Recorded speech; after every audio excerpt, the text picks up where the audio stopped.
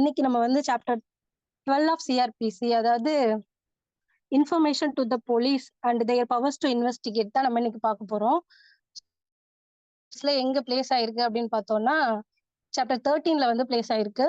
சிஆர்பிசியை பொறுத்தவரையும் சாப்டர் 12 தான் இருக்கு. ஸோ இந்த ப்ரொவிஷனுக்குள்ள நம்ம போறதுக்கு முன்னாடி சில டெஃபினேஷன்ஸ் வந்து நம்ம பார்க்கறது கொஞ்சம் நல்லா இருக்கும். ஏன்னா டெஃபினேஷன்ஸ் பார்த்தாதான் ப்ரொவிஷன் படிக்கும்போது நமக்கு அண்டர்ஸ்டாண்ட் ஆகும். ஃபர்ஸ்ட் ஆஃப் ஆல் வந்து காக்னிசபிள் அஃபென்ஸ்னா என்ன நம்ம பார்த்துடலாம். ஃபர்ஸ்ட் நம்ம சிஆர்பிசில வந்து இது எங்க இருந்துச்சு அப்படின்னா 2C ஆஃப் சிஆர்பிசில இருந்துச்சு டெஃபினேஷன் கிளாஸ்ல. இப்போ பிஎன்எஸ்எஸ்ல வந்து 2Gல மாறிடுச்சு. 2G ஆஃப் பிஎன்எஸ்எஸ் தான் இப்போ காக்னிசபிள் அஃபென்ஸ்னா என்ன டிஃபைன் பண்றாங்க. ஸோ என்னன்னு பார்த்தோம்னா cognisable offence means an offence for which and cognisable case means a case in which a police officer may, in accordance with the first schedule or under any other law for the time being in force, arrest without warrant. அதாவது என்ன சொல்றாங்க அப்படின்னா cognisable அஃபென்ஸை பொறுத்தவரையும் first schedule, அதாவது சிஆர்பிசில நமக்கு schedule கொடுத்துருப்பாங்க இல்லையா, அதுல வந்து அஃபென்ஸ் எல்லாம் வந்து கேட்டகரி பண்ணி வச்சிருப்பாங்க, எதெல்லாம் காக்னிசபிள் எதெல்லாம் நான் காக்னிசபிள்னு. ஸோ அதுல வந்து ஃபர்ஸ்ட் ஷெட்யூல்ல வந்து எதெல்லாம் காக்னிசபிள் அஃபென்ஸ்ன்னு சொல்லியிருக்காங்களோ அது எல்லாம் தான் காக்னிசபிள் அஃபென்ஸ் நம்ம எடுத்துக்கணும் அப்படின்னு சொல்றாங்க. நெக்ஸ்ட் பார்த்தோம்னா any other law for the time being in force, அதாவது அந்த டைம்ல ஏதாவது ஒரு ஸ்பெஷல் ஆக்ட் இருக்கு அப்படின்னா அந்த ஆக்ட்ல ஏதாவது ஒரு அஃபென்ஸுக்கு வித்தவுட் வாரண்ட் வந்து ஒரு பர்சனை அரெஸ்ட் பண்ணலாம் அப்படின்னு ஒரு ப்ரொசீஜர் இருந்துச்சு அப்படின்னா அந்த அஃபென்ஸும் வந்து நம்ம காக்னிசபிள் அஃபென்ஸ் தான் எடுத்துக்கணும். ஸோ காக்னிசபிள் அஃபென்ஸை பொறுத்தவரை ரெண்டு ஞாபகம் வச்சுக்கணும். நம்ம ஃபர்ஸ்ட் ஷெட்யூல்ல எதெல்லாம் காக்னிசபிள் அஃபென்ஸ்னு சொல்லியிருக்காங்களோ அது எல்லாமே நம்ம காக்னிசபிள் அஃபென்ஸ்னு எடுத்துக்கணும். நெக்ஸ்ட் ஸ்பெஷல் ஆக்ட், அதாவது அந்தந்த டைம்ல வந்து ஸ்பெஷல் ஆக்ட்ல வந்து ஏதாவது அதாவது வித்தவுட் வாரண்ட் வந்து அரெஸ்ட் பண்ணலாம் அப்படின்னு சொல்லியிருந்தாங்க அப்படின்னா அதுவும் வந்து காக்னிசபிள் கேஸ் தான் அப்படின்னு டிஃபைன் பண்ணிருக்காங்க. என்ன sir?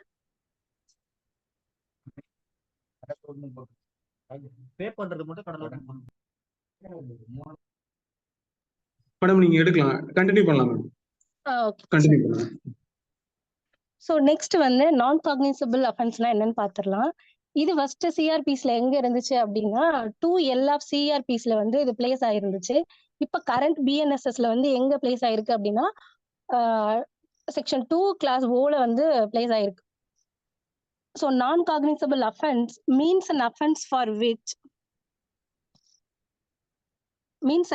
for which a non-cognizable case means a case in which a police officer has no authority to arrest without warrant. அதாவது எந்த கேசஸ்க்கு வந்து வித்தவுட் வாரண்ட் அப்ப வந்து அரெஸ்ட் பண்ணலாமோ ஒரு பர்சனை, அது எல்லாமே வந்து இல்ல வாரண்ட் இல்லாம யாரை வந்து அரெஸ்ட் பண்ண முடியாதோ, எந்த கேஸுக்கு வித்தவுட் வாரண்ட் போயிட்டு ஒரு பர்சனை சடனா அரெஸ்ட் பண்ண முடியாதோ அது எல்லாமே வந்து நான் காக்னிசபிள் அஃபென்ஸ் அப்படின்னு டிஃபைன் பண்றாங்க. ஸோ இதுதான் வந்து காக்னிசபிளும் நான் காக்னிசபிள் அஃபென்ஸுக்கும் உள்ள டிஃபரன்ஸ். நெக்ஸ்ட் டெஃபினேஷன் என்ன பார்க்கணும் அப்படின்னா இன்வெஸ்டிகேஷன் அப்படின்னா நம்ம என்னன்னு பார்த்துடலாம். ஏன்னா சாப்டர் 13 வந்து இன்வெஸ்டிகேஷனை பத்தி பேசுற ஒரு சாப்டர் தான். ஸோ அதனால அதோட டெஃபினேஷன் நம்ம பாக்குறது முக்கியம்ல. ஸோ அதனால ஃபர்ஸ்ட் சிஆர்பிஸ்ல வந்து இன்வெஸ்டிகேஷன் எங்க டிஃபைன் பண்ணி வச்சிருந்தாங்க அப்படின்னா 2H ஆஃப் சிஆர்பிஸ்ல இருந்துச்சு. இப்ப கரண்ட் பிஎன்எஸ்எஸ்ல வந்து 2L ஆஃப் பிஎன்எஸ்எஸ்ல இருக்கு. ஸோ இன்வெஸ்டிகேஷன் என்ன சொல்றாங்க அப்படின்னா includes all the proceedings under this Sanhita for the collection of evidence conducted by a police officer. அதாவது ஃபர்ஸ்ட்ல என்ன சொல்றாங்கன்னா இதோட பர்பஸ் என்ன, இன்வெஸ்டிகேஷன்னா என்னன்னா கலெக்ஷன் ஆஃப் எவிடன்ஸ் தான். நல்லா ஞாபகம் வச்சுக்கணும், எப்பவுமே இன்வெஸ்டிகேஷனோட பர்பஸ் என்னன்னா கலெக்ஷன் ஆஃப் எவிடன்ஸ் தான். ஸோ இது வந்து யார் பண்ணணும் அப்படின்னா conducted by a police officer. அதாவது ஒரு போலீஸ் ஆஃபீஸர் ஒரு கமிஷன் ஆஃப் அன் அஃபென்ஸை பத்தி எவிடன்ஸ் கலெக்ட் பண்ணாருன்னா அதுதான் இன்வெஸ்டிகேஷன் அப்படின்னு சொல்றாங்க. நெக்ஸ்ட் பாருங்க, or by any person other than the magistrate who is authorised by a magistrate in this behalf. அதாவது மேஜிஸ்ட்ரேட்டால வந்து ஒன்னு போலீஸ் ஆஃபீஸர் பண்றது இன்வெஸ்டிகேஷன் சொல்லிட்டாங்க. நெக்ஸ்ட் வந்து மேஜிஸ்ட்ரேட் வந்து இது சம்பந்தமா இன் திஸ் பிஹாஃப் வந்து யாராவது அப்பாயிண்ட் பண்றாங்க, நீங்க போய் இன்வெஸ்டிகேட் பண்ணுங்க அப்படின்னு டைரக்ட் பண்றாங்கன்னா அந்த பர்சன் செய்யற கலெக்ஷன் ஆஃப் எவிடன்ஸும் இன்வெஸ்டிகேஷன் தான். ஆனா அதர் தென் த மேஜிஸ்ட்ரேட்னு ஒரு வேர்ட் கொடுத்திருக்காங்க. சோ அது வந்து நம்ம என்ன பண்ணணும், அப்ப மேஜிஸ்ட்ரேட்டால எவிடன்ஸ் ஏதாவது கலெக்ட் பண்றாங்க அப்படின்னா அது வந்து இன்வெஸ்டிகேஷன்ல வராது.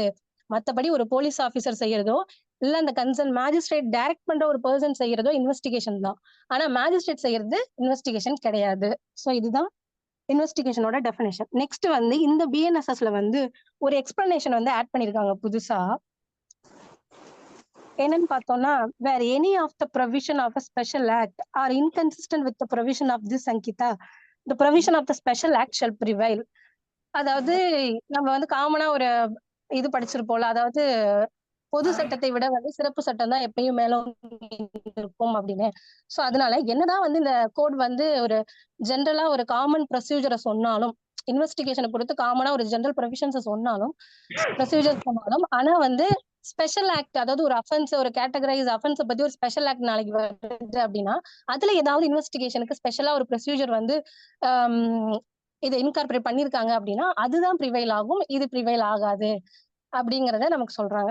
சோ இதுதான் நெக்ஸ்ட் வந்து நெக்ஸ்ட் ஒரு டெஃபினேஷன் பார்க்கணும் நம்ம. என்னன்னா எலக்ட்ரானிக் கம்யூனிகேஷன் அப்படின்னு. இது வந்து சிஆர்பிசில கிடையாது, புதுசா வந்து இப்ப பிஎன்எஸ்எஸ்ல இன்கார்பரேட் பண்ணிருக்காங்க. என்ன செக்ஷன்னா செக்ஷன் 2 சப் கிளாஸ் ஐல வந்து சொல்லியிருக்காங்க. 2I ஆஃப் பிஎன்எஸ்எஸ்ல தான் எலக்ட்ரானிக் கம்யூனிகேஷன்னா என்னன்னு சொல்லியிருக்காங்க. என்ன அப்படின்னு பார்த்தோம்னா, electronic communication means the communication of any written, verbal, pictorial informations or video content transmitted whether from one person to another, from one device to another, or from a person to device, or from a device to a person by means of an electronic agents. electronic communication அப்படின்னு சொல்றாங்களா? என்ன சொல்றாங்க அப்படின்னா, ஒரு எழுத்துப்பூர்வமாகவோ இல்ல வந்து ஒரு சைகையாலேயோ இல்ல ஒரு ஒரு படத்தொகுப்பு அந்த மாதிரி ஒரு பிக்டோரியல் இன்ஃபர்மேஷன் மூலமாகவோ டிரான்ஸ்மிட் ஆகணும் ஒருத்தர்கிட்ட இருந்து இன்னொருத்தருக்கு. அதாவது இந்த அனுப்புறவரும் பர்சனா இருக்கலாம், அங்க ரிசீவ் பண்றவரும் ஒரு பர்சனா இருக்கலாம், இல்ல இங்க அனுப்புறதும் வந்து ஒரு டிவைஸா இருக்கலாம், அங்க ரிசீவ் பண்றவரும் பண்றதும் ஒரு டிவைஸா இருக்கலாம். சோ அவ்வாறோ இல்லைன்னா வந்து இந்த பக்கம் அனுப்புறது வந்து ஒரு பர்சன், அந்த பக்கம் ரிசீவ் ஆகுறது ஒரு டிவைஸ், இல்ல அனுப்புறது ஒரு டிவைஸ், அங்க ரிசீவ் ஆகுறது ஒரு பர்சனா இருந்தாலும் இந்த மாதிரி வந்து டிரான்ஸ்மிட் ஆகிற ஒரு விஷயத்தை தான் வந்து எலக்ட்ரானிக் கம்யூனிகேஷன் அப்படின்னு சொல்றாங்க.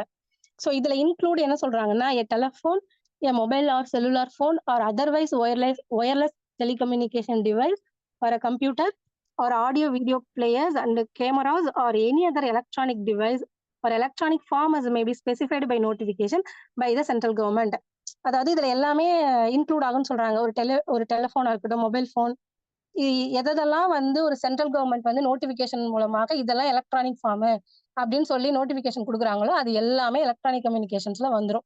ஸோ இது ஏன் இப்ப ஆட் பண்ணியிருக்காங்கன்னா, இந்த இப்ப மாடர்ன் ஏரால வந்து நம்ம ஒரு இன்ஃபர்மேஷன் கொடுக்கறதா இருந்தாலும் சரி, ஸோ இப்பெல்லாம் மொபைல் ஃபோன் தான் நம்ம ஒரு இன்ஃபர்மேஷன் கொடுக்கறது கூட நம்ம யூஸ் பண்றோம் இல்லையா? ஸோ அதெல்லாம் வந்து இன்கார்பரேட் பண்ணணும்.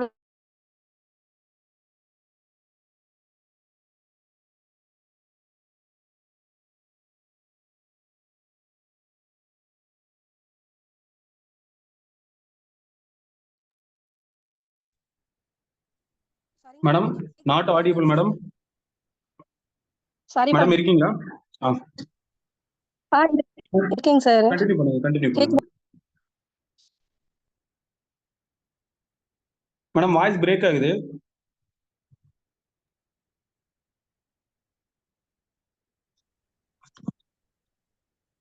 நெக்ஸ்ட் வந்து ஸோ எலக்ட்ரானிக் கம்யூனிகேஷன் நம்ம பார்த்துட்டோம். நெக்ஸ்ட் வந்து என்ன பண்ண போறோம்னா,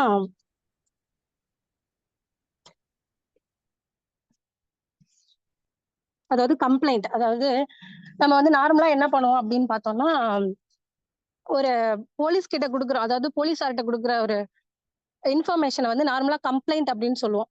அதாவது நான் கம்ப்ளைண்ட் கொடுக்க போறேன், கம்ப்ளைண்ட் வந்து கொடுத்துடலாம் போலீஸ் ஆஃபீஸர்கிட்ட அப்படின்னு சொல்றோம். அது வந்து நம்ம கலோக்கியலா யூஸ் பண்றது. அது வந்து கரெக்டான ஒரு வேர்டிங்ஸா அப்படின்னா இல்ல. ஸோ போலீஸ் ஆஃபீஸர்கிட்ட கொடுக்குற ஒரு விஷயங்கிறது வந்து ஃபர்ஸ்ட் இன்ஃபர்மேஷன் தான், it's not an complaint. So அப்ப கம்ப்ளைண்ட்னா என்ன அப்படின்னு பார்த்தோம்னா, அதுக்கு வந்து டெஃபினேஷன்ஸ் வந்து சிஆர்பிசில கொடுத்துருக்காங்க. 2D ஆஃப் சிஆர்பிசில இருந்துச்சு, இப்ப வந்து 2H ஆஃப் பிஎன்எஸ்எஸ்ல ரீப்ளேஸ் ஆயிருக்கு.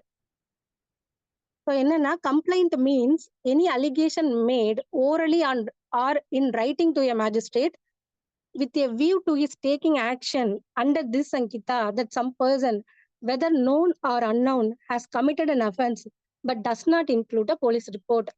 So complaint என்ன சொல்றாங்கன்னா, ஓரலாவோ இல்ல ஒரு ரிட்டனாவோ வந்து ஒரு மேஜிஸ்ட்ரேட்ட போயிட்டு ஒரு கமிஷன் ஆஃப் அன் அஃபென்ஸை பத்தி தெரிஞ்ச நபர் மேலேயோ இல்ல தெரியாத நபர் மேலேயோ வந்து நடவடிக்கை எடுங்க அப்படின்னு சொல்லி கன்சர்ன் மேஜிஸ்ட்ரேட் கிட்ட போயிட்டு ஒரு கண்டென்ஷனை கொடுக்கறது தான் வந்து கம்ப்ளைண்ட் அப்படின்னு சொல்றாங்க. அதுலயே கீழே பாருங்க, இந்த but does not include police report அப்படின்னு சொல்லியிருப்பாங்க. ஸோ அப்போ வந்து என்ன, ஃபர்ஸ்ட் இன்ஃபர்மேஷன் போலீஸ் ஆஃபீஸருக்கு வந்து எஃப்ஐஆர் ஃபைல் பண்ணி அதுக்கப்புறம் இன்வெஸ்டிகேஷன் பண்ணி அதுக்கப்புறம் போலீஸ் ரிப்போர்ட் ஃபைல் பண்றாங்கல்ல, அது வந்து கம்ப்ளைண்டா எடுத்துக்கொள்ளப்பட மாட்டாது அப்படின்னு அதுலயே சொல்லியிருக்காங்க. ஸோ அதனால கம்ப்ளைண்ட்ங்கிறது பியூரா வந்து ஒரு மேஜிஸ்ட்ரேட் கிட்ட கொடுக்கறது மட்டும் தான் நம்ம கம்ப்ளைண்ட்னு சொல்லணும். நெக்ஸ்ட் பார்த்தோம்னா எக்ஸ்பிளனேஷன்ல a report made by a police officer in a case which discloses after investigation the commission of a non-cognizable offense shall be deemed to be a complaint and the police officer by whom such report is made shall be deemed to be the complainant. அதாவது வந்து ஒரு police officer வந்து final report file பண்றாரு.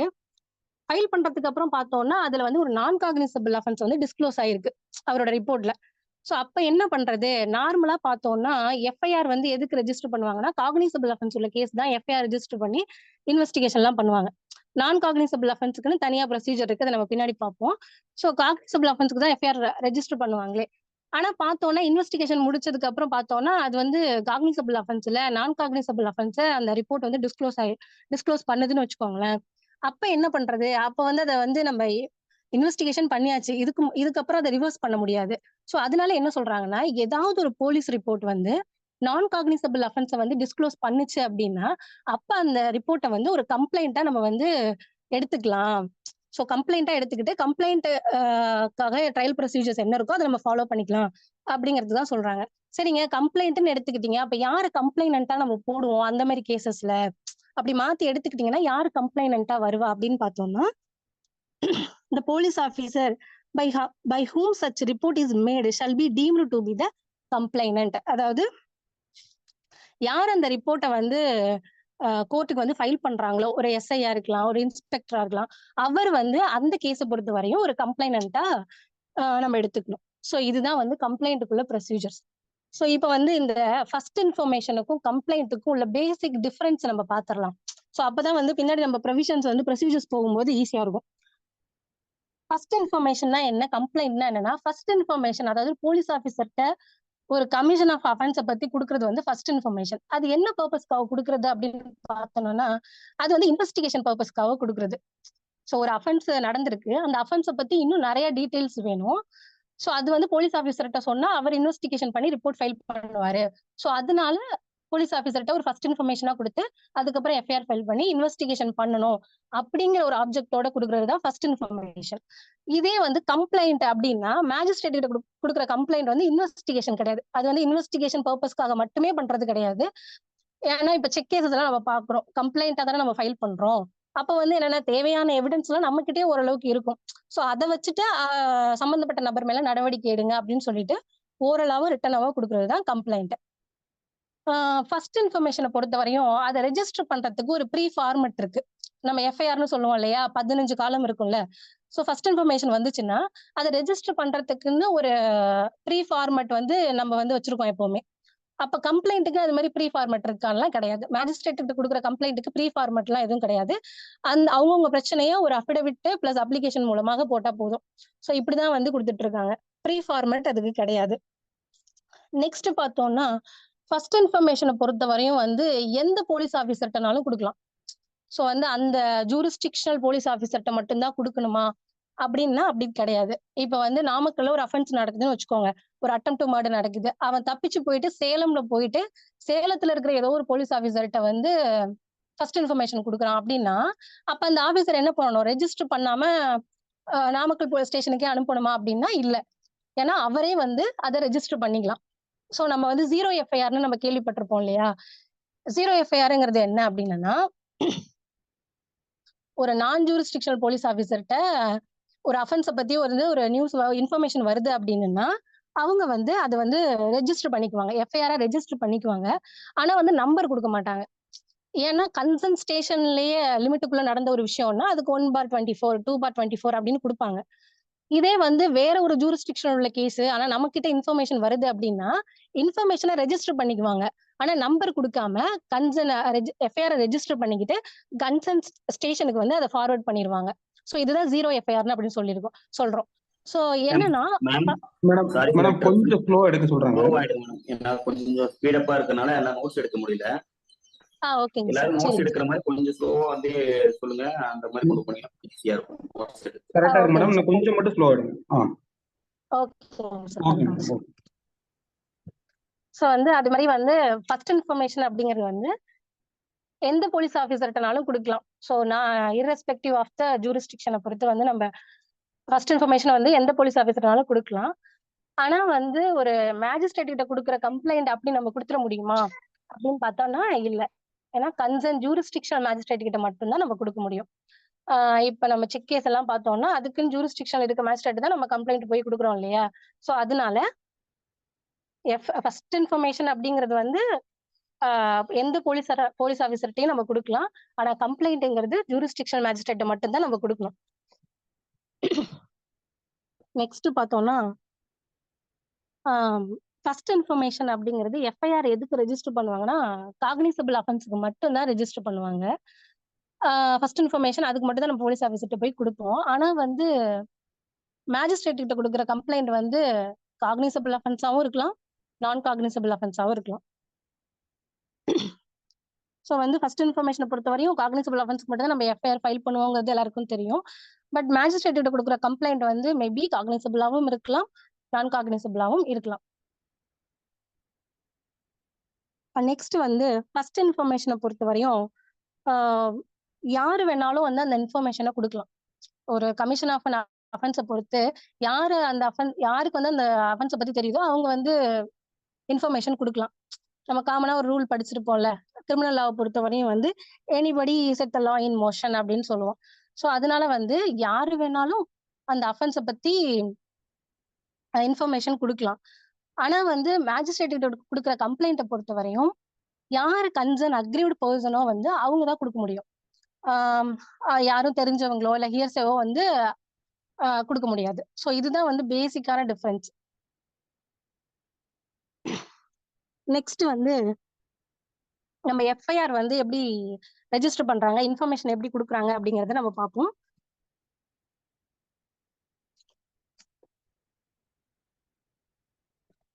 Sir section 173 visible ஆகுற மாதிரி வைங்க sir.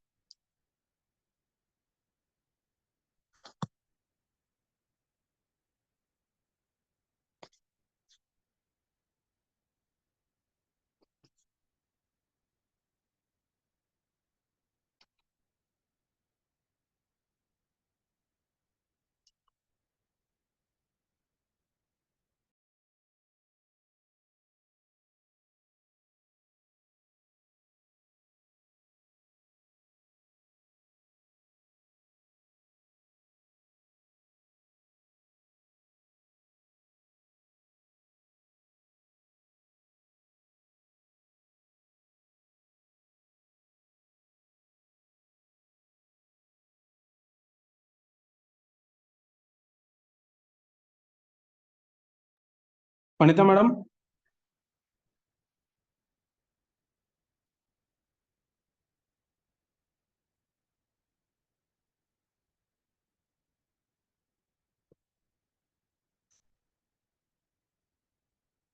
Vanitha madam இருக்கீங்களா?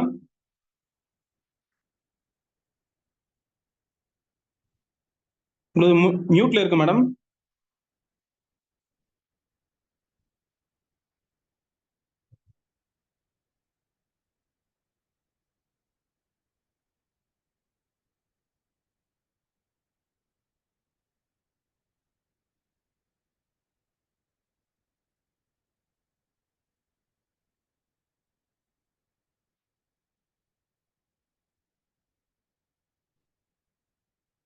Vanitha madam,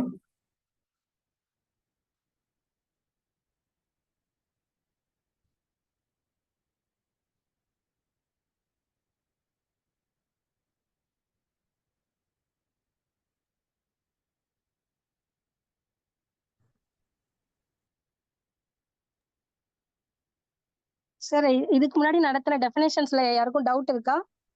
புரிஞ்சுதா? இல்ல ஏதோ டவுட்ஸ் இருந்தனா கேளுங்க இப்போவே.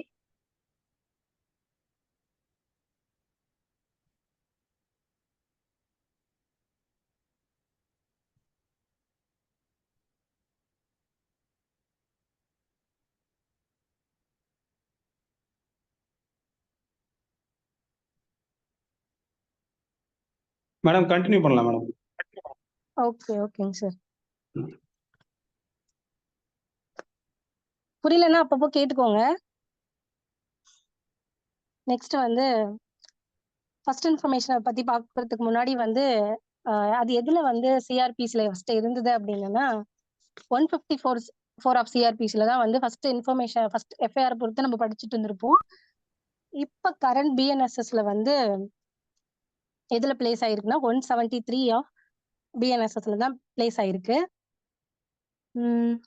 ஸோ இதை யாராவது ரீட் பண்றீங்களா அன்மியூட் பண்ணிட்டு?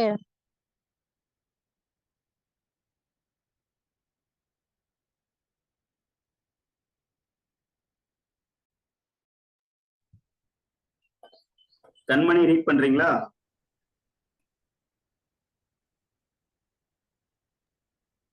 கண்மணி நீங்க ரீட் பண்றீங்களா? இல்ல சுமித்ரா நீங்க ரீட் பண்ணு. ஸ்கிரீனை பார்த்து ரீட் பண்ணீங்கன்னா போதும். பிரவேஷ் கிரிஜா இருக்காங்களா?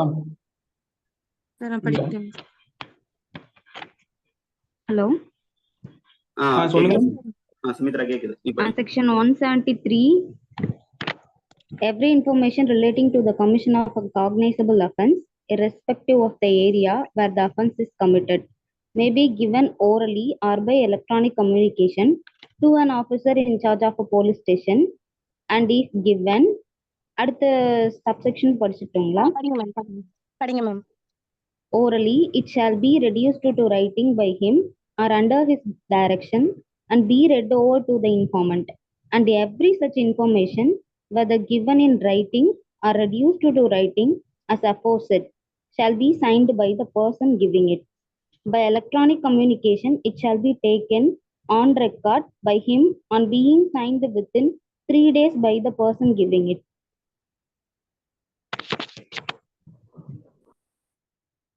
Okay ma'am. ஸோ இதுல என்ன சொல்லியிருக்காங்க அப்படின்னா ஃபர்ஸ்ட்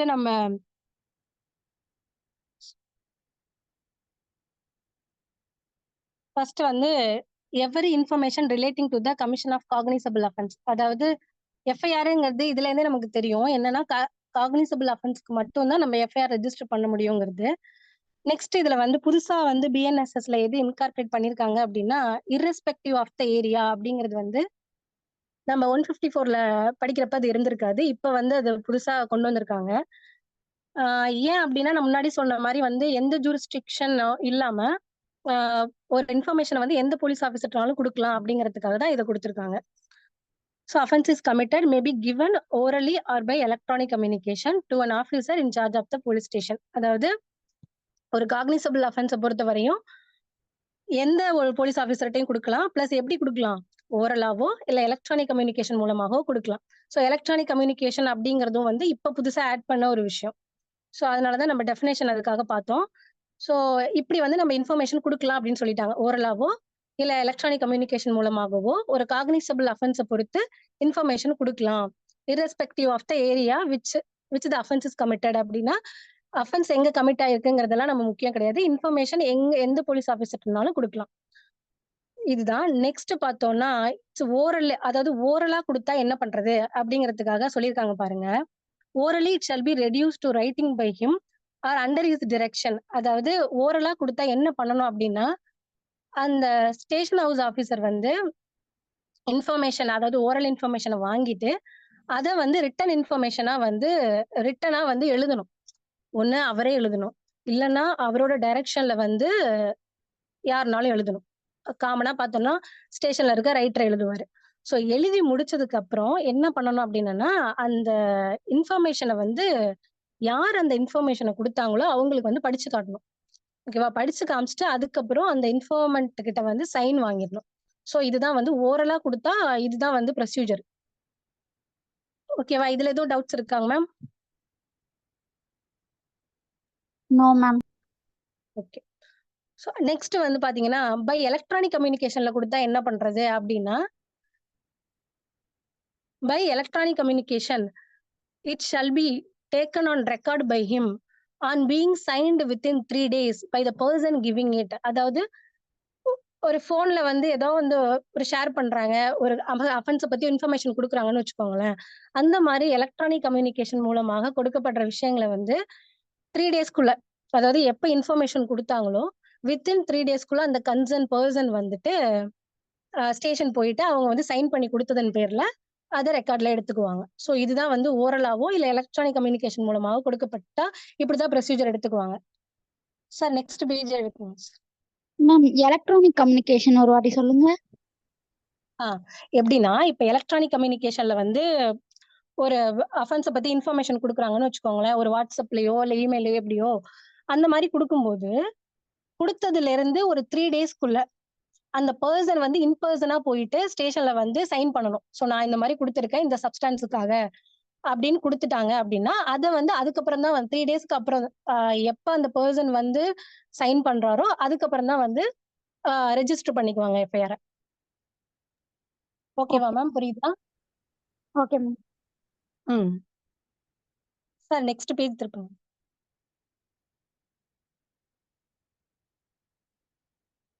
நெக்ஸ்ட் பார்த்தோம்னா and the substance thereof shall be entered in a book kept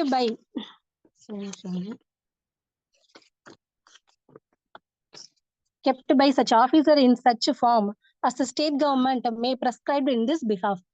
so இந்த மாதிரி ஓரலாவோ இல்ல எலக்ட்ரானிக் கம்யூனிகேஷன் மூலமாகவோ வர்ற அஃபென்சஸை வந்து என்ன பண்ணணும் அப்படின்னா, அவங்க ஸ்டேட் கவர்மெண்ட் வந்து இதுக்குன்னு வந்து ஒரு ஃபார்மேட் வச்சிருப்பாங்க இல்லையா ஸ்டேஷன்ல, அதுல அவங்க ரெஜிஸ்டர் பண்ணிக்கணும். அதுதான் நமக்கு வந்து எஃப்ஐஆர்னு நம்ம சொல்றோம்.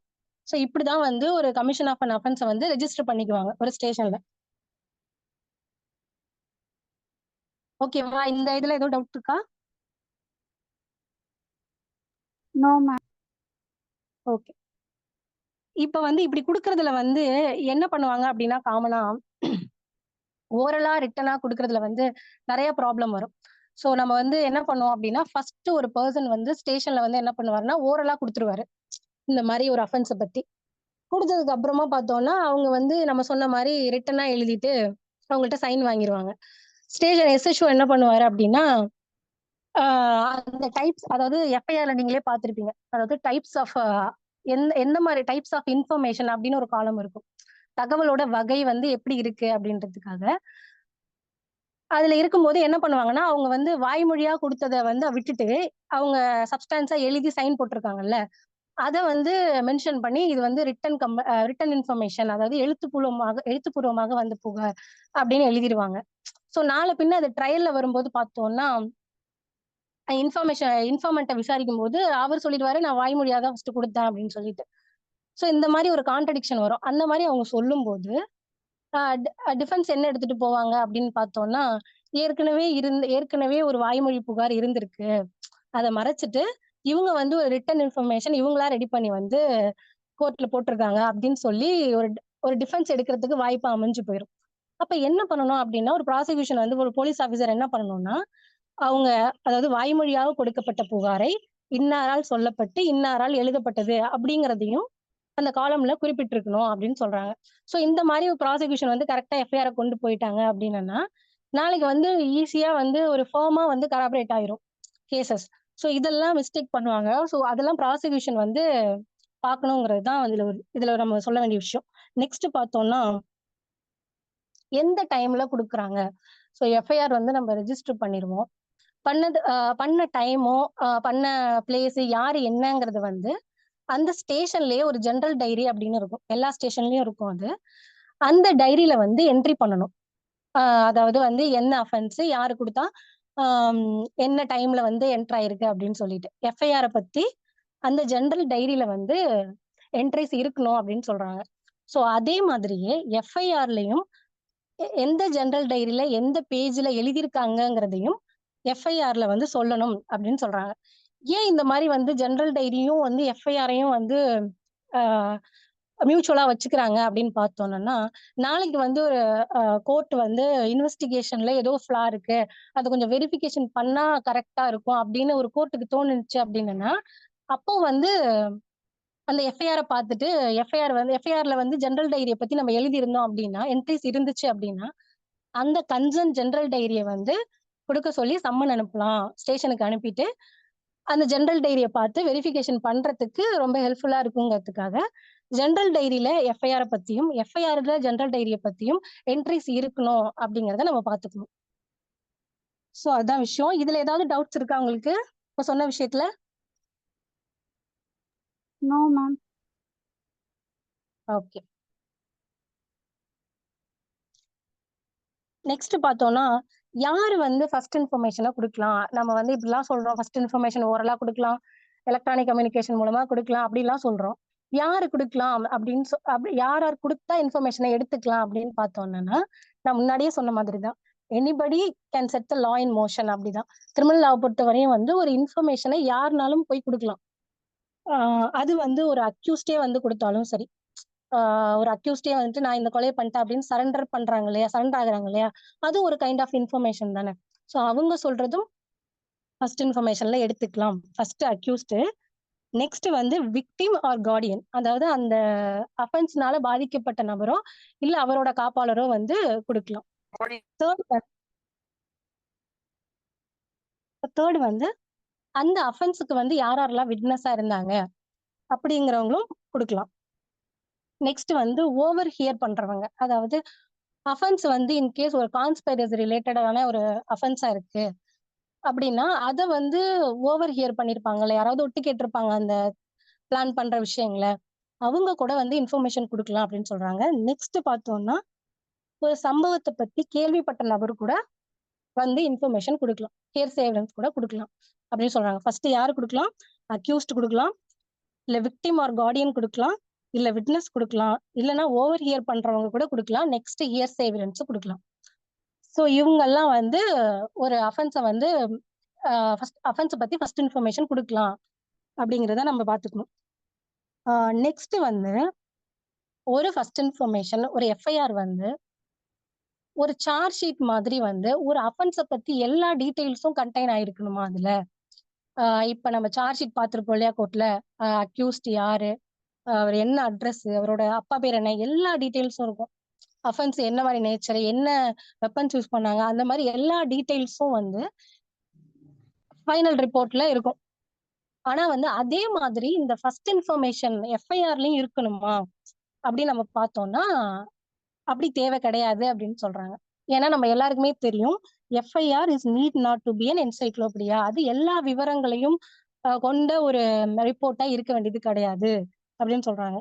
சரி இப்படி சொல்றீங்க, அப்ப வந்து என்னதான் அதுல இருக்கணும்? எஃப்ஐஆரை பொறுத்தவரையும் என்ன பிரைமா ஃபேசி இது இருந்தா எஃப்ஐஆர் ஃபைல் பண்ணலாம், இதுதான் ஒரு எஃப்ஐஆரை பொறுத்து இருக்கணும் அப்படின்னா, ஒரே ஒரு விஷயம் தான். என்னன்னா, காக்னிசபிள் அஃபென்ஸ் மேட் அவுட் ஆயிருக்கா? இருந்துச்சு அப்படின்னா கண்டிப்பா ரெஜிஸ்டர் பண்ணணும். காக்னிசபிள் அஃபென்ஸ் மேட் அவுட் ஆகுற அளவுக்கு அதுல சப்ஸ்டான்ஸ் இருக்கணும் அந்த இன்ஃபர்மேஷன்ல.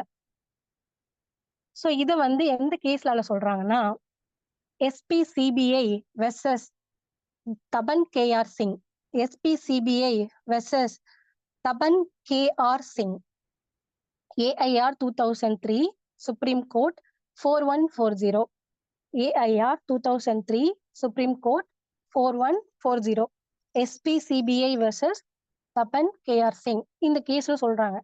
இதுல வந்து எக்ஸ்ட்ரா என்ன சொல்றாங்க அப்படின்னு பார்த்தோம்னா, ஒரு இன்ஃபர்மேஷன் கொடுக்கிறவர் வந்து அந்த அஃபென்ஸோட விக்டிமையோ இல்ல ஒரு அந்த அஃபென்ஸோட கன்சர்ன் அக்யூஸ்டையோ வந்து தெரிஞ்சிருக்கணுங்கிற அவசியம் கிடையாது அப்படின்னு சொல்றாங்க. அப்ப வந்து அந்த அஃபென்ஸ பாக்குற ஒரு ஐ விட்னஸா இருந்திருக்க வேண்டிய அவசியம் அந்த இன்ஃபார்மெண்ட்டுக்கு கிடையாது அப்படின்னு சொல்றாங்க.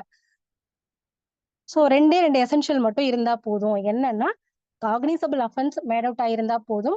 நெக்ஸ்ட் வந்து ஒரு ரீசனபிள் சஸ்பெக்ட், அந்த எஃப்ஐஆர் படிச்சு பார்த்தோம்னா, ஓஹோ இந்த அஃபென்ஸ் நடந்திருக்கலாம் அப்படின்ட்டு ஒரு பேசிக்கான ஒரு சஸ்பெக்ட் இருந்தா போதும். சோ இது ரெண்டும் இருந்தாலே ஒரு எஃப்ஐஆருக்கு போதுமானது. மற்றபடி வந்து எல்லா விவரங்களையும் அது உள்ளடக்க வேண்டிய அவசியம் கிடையாது அப்படின்ட்டு இந்த கேஸ்ல டீட்டெயிலா சொல்லியிருக்காங்க. சோ இத பொறுத்து ஏதாவது டவுட்ஸ் இருக்கா உங்களுக்கு? இல்ல கேஸ்ல மறுபடியும் ரிப்பீட் பண்ணணுமா?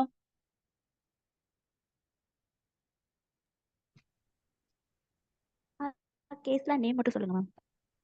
Okay ma'am. SP CBI versus Tapan KR Singh AIR 2003 Supreme Court 4140. So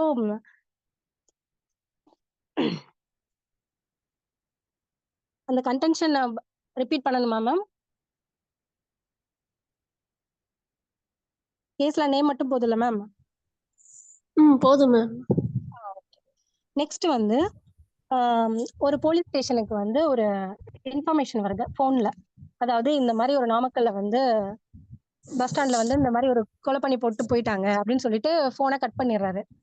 so இந்த மாதிரி ஒரு இன்ஃபர்மேஷனை வந்து ஒரு ஃபர்ஸ்ட் இன்ஃபர்மேஷனா எடுத்துக்கலாமா அப்படின்னு ஒரு கொஸ்டின் வரும்போது, இல்ல அந்த மாதிரிலாம் தேவை கிடையாது. இந்த மாதிரி ஒரு போன்ல வித்தவுட் எனி வந்து ஒரு டீட்டெயிலும் இல்லாம கொடுக்குற விஷயங்களை தான் வந்து கிரிப்டிக் டெலபோனிக் மெசேஜ் அப்படின்னு சொல்றாங்க. ஸோ இந்த மாதிரி மெசேஜ் வந்துச்சுன்னா ஒரு ஸ்டேஷன் ஹவுஸ் ஆஃபீஸர் வந்து அதை எஃப்ஐஆர் ரெஜிஸ்டர் பண்ண தேவை கிடையாது. அப்ப என்ன பண்ணணும் அப்படின்னா, ஜஸ்ட் ஒரு ஜிடில வந்து என்டர் பண்ணிட்டு இந்த மாதிரி ஒரு இன்ஃபர்மேஷன் இந்த டைம்ல வந்திருக்கு அப்படின்னு சொல்லிட்டு அந்த இடத்துக்கு போயிட்டு விசாரிச்சுட்டு அதுக்கப்புறம் நீங்க இன்ஃபர்மேஷனை வாங்கிட்டு எஃப்ஐஆர் ரெஜிஸ்டர் பண்ணிக்கலாம் அப்படின்னு சொல்றாங்க. ஸோ இதுக்கும் வந்து ஒரு கேஸ்ல சொல்றாங்க. என்னன்னா 2 கேஸ்ல இருக்கு, நோட் பண்ணிக்கோங்க. Satyender Singh versus state of Punjab. Satyender Singh versus state of Punjab AIR 1970.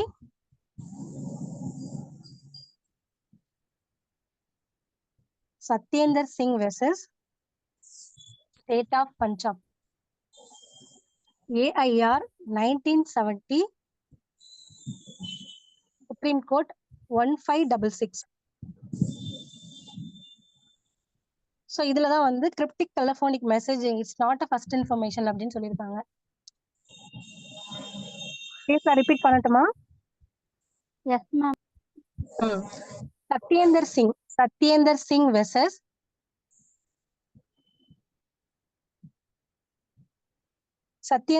Singh versus state of Punjab AIR 1970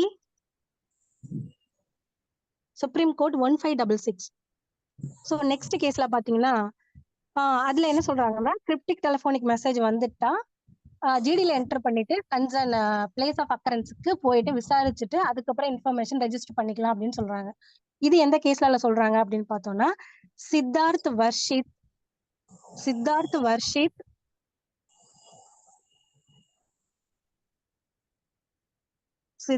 Varshith alias Manu Sharma versus State. Siddharth Vashisht alias Manu Sharma versus State. Citation note பண்ணிக்கோங்க. AIR 2010 Supreme Court 2352.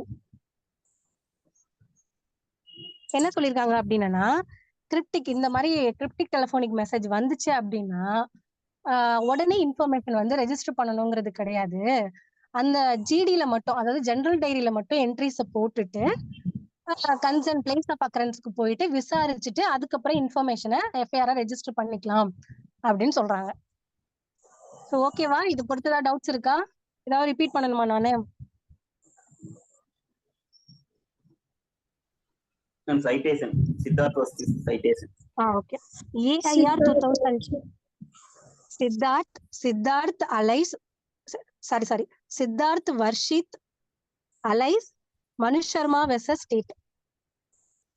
சைட்டேஷன் வந்து ஏஐஆர் 2010 சுப்ரீம் கோர்ட் 2352.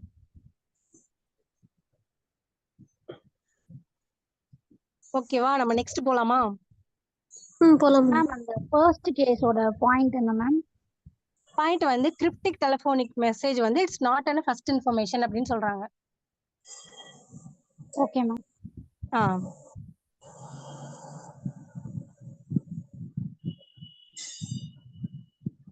நெக்ஸ்ட் வந்து ஃபர்ஸ்ட் இன்ஃபர்மேஷன் வந்து போலீஸ் வந்து கண்டிப்பா register பண்ணணுமா அப்படின்னு பார்த்தோம்னா நம்ம ஃபர்ஸ்ட் நம்ம ப்ரொவிஷனை ரீட் பண்ணும்போதே பார்த்தோம், any information relating to the commission of cognisable offence அப்படின்னு. ஸோ ஒரு இன்ஃபர்மேஷன்ல commission of cognisable offence made out ஆயிருக்கு அப்படின்னா அதுல எந்த ஒரு சந்தேகமுமே கிடையாது, அந்த ஸ்டேஷன் ஹவுஸ் ஆஃபீஸர் கண்டிப்பா அதை ரெஜிஸ்டர் பண்ணி ஆகணும். ஸோ அதுதான் வந்து ப்ரொவிஷனும் சொல்லுது. ஒரு லேண்ட்மார்க் ஜட்மெண்ட், அதாவது constitutional bench judgment, Lalita Kumari versus state of Uttar Pradesh. Lalita Kumari versus state of Uttar Pradesh, AIR 2014, AIR 2014, Supreme Court 187, AIR 2014, Supreme Court 187. Sir அந்த கேஸோட PDF கொஞ்சம் விசிபிள் பண்றீங்களா? Lalita Kumari versus state of UP. இதோ பண்றேன் madam. Okay ma'am. Okay sir.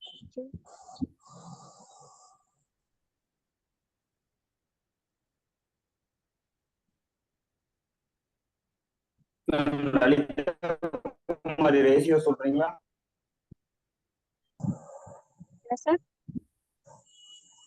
Lalita Kumari கேஸோட ரேஷியோ என்ன, அதோட என்ன டிஸ்கஸ் பண்ணிருக்காங்க, மெயினா டிஸ்கஸ் பண்ணது என்ன? சொல்றேன். என்ன அப்படின்னா லலிதகுமாரி பொறுத்தவரையும் வந்து எஃப்ஐஆர் வந்து எப்ப ரெஜிஸ்டர் பண்ணணும், எப்ப பிரிலிமினரி இன்கொயரி பண்ணணுங்கிறத வந்து டீடைலா வந்து சொல்லியிருப்பாங்க. இதுல ஃபர்ஸ்ட் வந்து registration of FIR is a mandatory under section 154 of this code அப்படின்னு சொல்லியிருக்காங்க. ஸோ நம்ம முன்னாடி சொன்ன மாதிரி தான், கமிஷன் ஆஃப் காக்னிசபிள் அஃபென்ஸ் இருந்துச்சுன்னா கண்டிப்பா வந்து ரெஜிஸ்டர் பண்ணி ஆகணும்.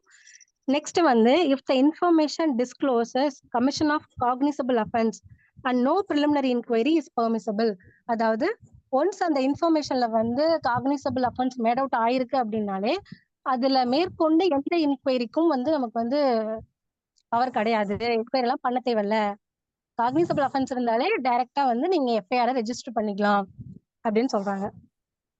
இன் case it does not disclose the commission of cognizable அஃபென்ஸ்னா but indicates a necessity for an inquiry, the preliminary inquiry may be conducted only to ascertain whether the cognizable offense disclosed or not. First நம்ம என்ன பார்த்தோம்னா, cognisable offence இருந்தா கண்டிப்பா FIR register பண்ணணும். அதுல preliminary இன்கொயரிக்கு வழியே கிடையாது. இல்ல அந்த இன்ஃபர்மேஷனை படிக்கும்போது சம்திங் வந்து இண்டிகேட் ஆகுது, அதாவது இல்ல ஒரு இன்கொயரி பண்ணா கொஞ்சம் கரெக்டா இருக்குமோ அப்படின்னு நினைச்சாங்கன்னா இன்கொயரி பண்ணலாம். பிரிலிமினரி இன்கொயரி பண்ணிட்டு அதுக்கப்புறம் எஃப்ஐஆர் ரெஜிஸ்டர் பண்றதா இருந்தா பண்ணலாம், இல்ல மத்த ப்ரொசீஜர்ஸ் பண்ணலாம். அப்படின்னா பிரிலிமினரி இன்கொயரிக்கும் வந்து உங்களுக்கு வந்து இந்த கேஸ்ல வந்து வழி கொடுத்துருக்காங்க. என்ன அப்படின்னா எதுக்காக மட்டும் நம்ம இந்த பிரிலிமினரி இன்கொயரி யூஸ் பண்ணிக்கணும் அப்படின்னா, வெதர் அந்த இன்ஃபர்மேஷனை பொறுத்து ஒரு காக்னிசபிள் அஃபென்ஸ் இருக்கா இல்லையா இதை பாக்குறதுக்கு மட்டும்தான் நம்ம யூஸ் பண்ணணுமே தவிர மத்தபடி பிரிலிமினரி இன்கொயரிக்கு வந்து எந்த ஸ்கோப்பும் கிடையாது.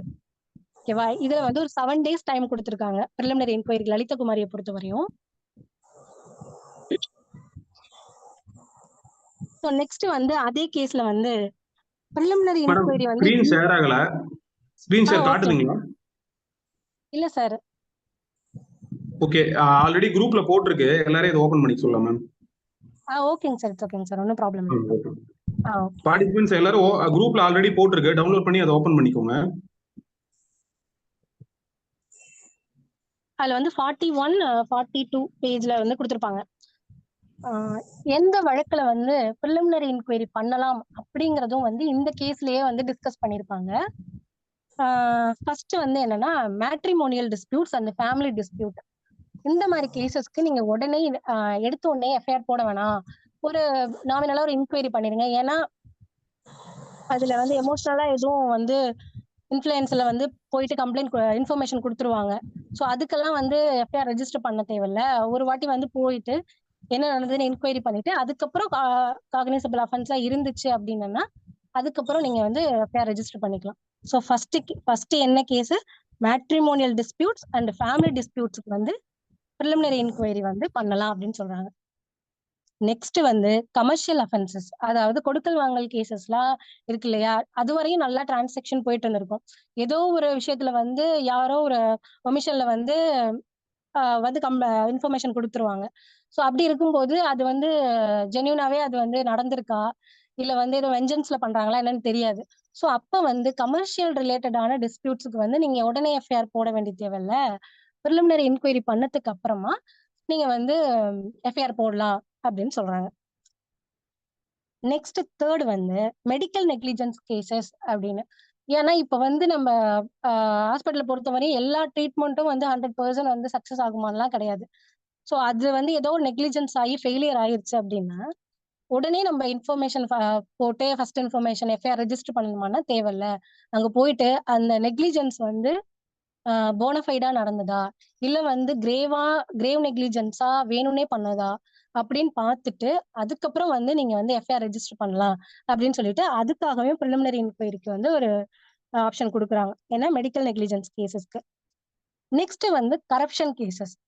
கரப்ஷன் கேசஸ்க்கு ஏன் அப்படின்னா காமனாவே வந்து சுப்பீரியர் அத்தாரிட்டி மேல வந்து வெஞ்சன்ஸ் வச்சுட்டு வேணும்னே வந்து வாண்டனா வந்து நம்ம இன்ஃபர்மேஷன் எஃப்ஐஆர் ரெஜிஸ்டர் பண்றதுக்கு வாய்ப்பு இருக்குங்கிறதுனால ஸோ அதுலயும் வந்து ஒரு இன்கொயரி பண்ணிட்டு அதுக்கப்புறம் ஜென்யூனஸ் பார்த்துட்டு அதுக்கப்புறம் வந்து எஃப்ஐஆர் போடலாம் அப்படின்னு சொல்றாங்க. நெக்ஸ்ட் வந்து கேசஸ், அதாவது cases where there is abnormal delay in initiating criminal proceedings அப்படின்னு சொல்றாங்க. அதாவது ஒரு அஃபென்ஸ் நடந்து ஒரு எக்ஸாம்பிள் பார்த்தோம்னா 3 months டிலே அந்த மாதிரி எல்லாம் இருக்கு அப்படின்னு பார்த்தோம்னா அந்த மாதிரி ஒரு அஃபென்ஸ் வருது 3 months டிலேவா கொண்டு வந்து இன்ஃபர்மேஷன் கொடுக்குறாங்கன்னு வச்சுக்கோங்களேன். அப்ப வந்து நம்ம பார்க்கலாம் இதுல வந்து டிலே இருக்கு. ஸோ அந்த டிலே வந்து ரீசனபிளா சாட்டிஸ்ஃபை பண்றாங்களா அப்படின்னு பார்த்துட்டு அதுக்கப்புறமா வந்து நீங்க இன்கொயரி பண்ணிட்டு அதுக்கப்புறம் ஓகே அதுல வந்து ரீசனபிளா சாட்டிஸ்ஃபை பண்ணிட்டாங்க அப்படின்னா நீங்க எஃப்ஐஆர் போட்டு ப்ரொசீஜர் வந்து ஸ்டார்ட் பண்ணலாம் அப்படின்னு சொல்றாங்க. ஸோ இந்த மாதிரி அதாவது என்னென்ன கேசஸ்னா என்னென்ன கேஸ்ல ப்ரிலிமினரி இன்கொயரி பண்ணலாங்கிறத லலிதகுமாரில கொடுத்துருக்காங்க. என்னென்ன கேசஸ் அப்படின்னா first matrimonial disputes and family disputes, ரெண்டாவது கமர்ஷியல் டிஸ்பியூட்ஸ், தேர்ட் வந்து medical negligence related cases, next வந்து கரப்ஷன் கேசஸ், நெக்ஸ்ட் வந்து அப்நார்மல் டிலேவா உள்ள கேசஸ். ஓகேவா? இதுல எதுவும் டவுட்ஸ் இருக்கா இந்த ப்ரிலிமினரி இன்கொயரி பொறுத்து? No ma'am. ஓகே சரி, இப்ப ப்ரிலிமினரி இன்கொயரின்னு இவ்வளவு சொல்றோம், இதோட ஸ்கோப்பு தான் என்ன அப்படின்னு பார்த்தோம்னா ப்ரிலிமினரி இன்கொயரிங்கிற பேர்ல வந்து நம்ம இன்வெஸ்டிகேஷன்லாம் போய் பண்ணிட்டு இருக்க கூடாது. So it's not an investigation. Preliminary இன்கொயரிங்கிறது வந்து ஒரே ஒரு விஷயத்துக்கு தான், அந்த இன்ஃபர்மேஷன்ல காக்னிசபிள் அஃபென்ஸ் இருக்கா இல்லையா அவ்வளவுதான். இதை மட்டும் பாக்குறதுக்கு மட்டும் அந்த போலீஸ் ஆபீசர் அவர்கிட்ட உள்ள சோர்ஸை வச்சு இது பண்ணணும். மற்றபடி வந்து அந்த ப்ரிலிமினரி இன்கொயரிங்கிற பேர்ல வந்து ப்ரப்போஸ்ட் அக்யூஸ்ட வர சொல்றதோ இல்ல ஸ்டேஷனுக்கு வர சொல்றதோ இல்ல அன்னோன் பர்சனுக்கு சம்மன் அனுப்பு நோட்டீஸ் அனுப்புறது ஸோ இந்த மாதிரி எல்லாம் நம்ம பண்ணக்கூடாது. உங்ககிட்ட உள்ள சோர்ஸை வச்சுட்டு ஸ்டேஷன் ஹவுஸ் ஆஃபீஸர் தான் அந்த விஷயத்தை இன்கொயரி பண்ணி கமிஷன் ஆஃப் அஃபென்ஸ் வந்து காக்னிசபிள் அஃபென்ஸ் இருக்கா இல்லையான்னு பார்க்கணும் அப்படின்னு சொல்றாங்க. மற்றபடி இதுக்கு வந்து எந்த ஒரு இன்வெஸ்டிகேஷன் பவரும் இந்த டைம்ல கிடையாது. ப்ரிலிமினரி இன்கொயரி டைம்ல வந்து எந்த ஒரு இன்வெஸ்டிகேஷன் பவரும் கிடையாது அப்படின்னு சொல்றாங்க. மியர் வந்து காக்னிசபிள் அஃபென்ஸ் இருக்கா இல்லையா இதை பாக்குறதுக்கு மட்டும்தான் நம்ம அதை யூஸ் பண்ணிக்கணும் அப்படின்னு சொல்றாங்க. இதுதான் ஸ்கோப். நெக்ஸ்ட் வந்து சிஎஸ்ஆர்னு ஒரு கான்செப்ட் இருக்கு இல்லையா, அதாவது கம்யூனிட்டி சர்வீஸ் ரெஜிஸ்டர் அப்படின்னு சொல்லுவோம். இது ஏன் கொண்டு வந்தாங்க அப்படின்னா இது வந்து தமிழ்நாட்டுல மட்டும் இருக்கிற ஒரு ப்ரொசீஜர் சிஎஸ்ஆர்ங்கிறது. இது ஏன் அப்படின்னா ப்ரிலிமினரி இன்கொயரி அந்த ப்ரொசீஜர் இருக்கிறனாலதான் இந்த சிஎஸ்ஆர் கொண்டு வந்திருக்காங்க. ஏன் அப்படின்னா இப்ப வந்து நார்மலா ஒரு ஃபர்ஸ்ட் இன்ஃபர்மேஷன் கொடுக்குறாங்க, கொடுத்ததுக்கு அப்புறம் காக்னிசபிள் அஃபென்ஸ் இருந்துச்சுன்னா என்ன பண்ணுவாங்க, உடனே எஃப்ஐஆர் ஃபைல் பண்ணுவாங்க, இன்வெஸ்டிகேஷன் ஸ்டார்ட் பண்ணிடுவாங்க. அதுல எந்த டிலேவும் கமிட் ஆகிறதுக்கு வாய்ப்பு கிடையாது. ஓகேவா? இதே வந்து நீங்க ப்ரிலிமினரி இன்கொயரி பண்ணணும் அப்படின்னு முடிவு பண்றீங்க, ஃபர்ஸ்ட் இன்ஃபர்மேஷன் வந்ததுக்கு அப்புறம் இல்ல இதுல காக்னிசபிள் அஃபென்ஸ் கிடையாது, இதுல ஒரு ப்ரிலிமினரி இன்கொயரி பண்ணணும் அப்படின்னு முடிவு பண்றாங்க அப்படின்னா அப்ப வந்து ஒரு 7 days டிலே பண்ணுவாங்க இல்லையா இன்கொயரி பண்றேன்னு சொல்லிட்டு. சோ அது வந்து அந்த டிலேவை வந்து நாளை பின்ன சாட்டிஸ்ஃபை பண்ண முடியாம போயிடும். அப்படிங்கிறதுனாலதான் சிஎஸ்ஆர்னு ஒரு ரெஜிஸ்டர் வந்து எல்லா ஸ்டேஷன்லயும் வச்சுக்கோங்க. வச்சுட்டு என்ன பண்ணுங்கன்னா இன்ஃபர்மேஷன் வருதா வந்துட்டு எஃப்ஐஆர் காக்னிசபிள் அஃபென்ஸா இருந்தா எஃப்ஐஆர் போடுங்க. இல்லையா எஃப்ஐஆர் போடல நான் ப்ரிலிமினரி இன்கொயரி தான் பண்ணணும் அப்படின்னா அந்த சிஎஸ்ஆர்ல வந்து ரெஜிஸ்டர் பண்ணணும். ஓகேவா? எந்த கேஸுக்கு நான் ப்ரிலிமினரி இன்கொயரி பண்ண போறேன், எந்த டைம்ல பண்ணேன், எப்ப இன்ஃபர்மேஷன் வந்துச்சு அப்படிங்கறத ரெஜிஸ்டர் பண்ணிட்டு அதோட ரெசிப்ட் ஒரு பக்கம் ரெசிப்ட வந்து இன்ஃபார்மெண்ட்டுக்கு கொடுத்துடணும் அப்படின்னு சொல்றாங்க. இதுதான் வந்து சிஎஸ்ஆர். இந்த ப்ரிலிமினரி இன்கொயரி இருக்கிறதுனால தான் இந்த சிஎஸ்ஆர் வந்து நமக்கு கொண்டு வந்திருக்காங்க. ஏன்னா இந்த டைம் வந்து நாளைக்கு மியூச்சுவலா கொண்டு போகணும், நாளைக்கு ட்ரையல்ல வந்து ஃபர்மா வந்து கராபரேட் பண்ணணும் அப்படிங்கிறதுக்காக. ஸோ இது மாதிரி வந்து சிஎஸ்ஆர் ரெஜிஸ்டர் பண்ணிட்டு பண்ணதுக்கு அப்புறம் வந்து நாளைக்கு வந்து கோர்ட்டுக்கு கொண்டு போகும்போது எஃப்ஐஆரோட சேர்த்து அந்த கன்சர்ன் சிஎஸ்ஆரையும் கொண்டு போகணும். இது வந்து ஒரு கேஸ்ல சொல்லியிருக்காங்க. என்னன்னா என்ன கேஸ்லாம்னா Geeta alias Sharmila and others, Geeta alias Sharmila and others versus State represented by inspector of police, ஆலுமன் police station, Ashok Nagar, Chennai. Geeta allies Sharmila. Geeta allies Sharmila and another. Geeta allies Sharmila and others versus state represented by Inspector of Police, Aluman Police Station, Ashok Nagar, Chennai. Citation வந்து 2009 Volume 2 MWN Criminal 212. 2009 Volume 2 MWN Criminal 212.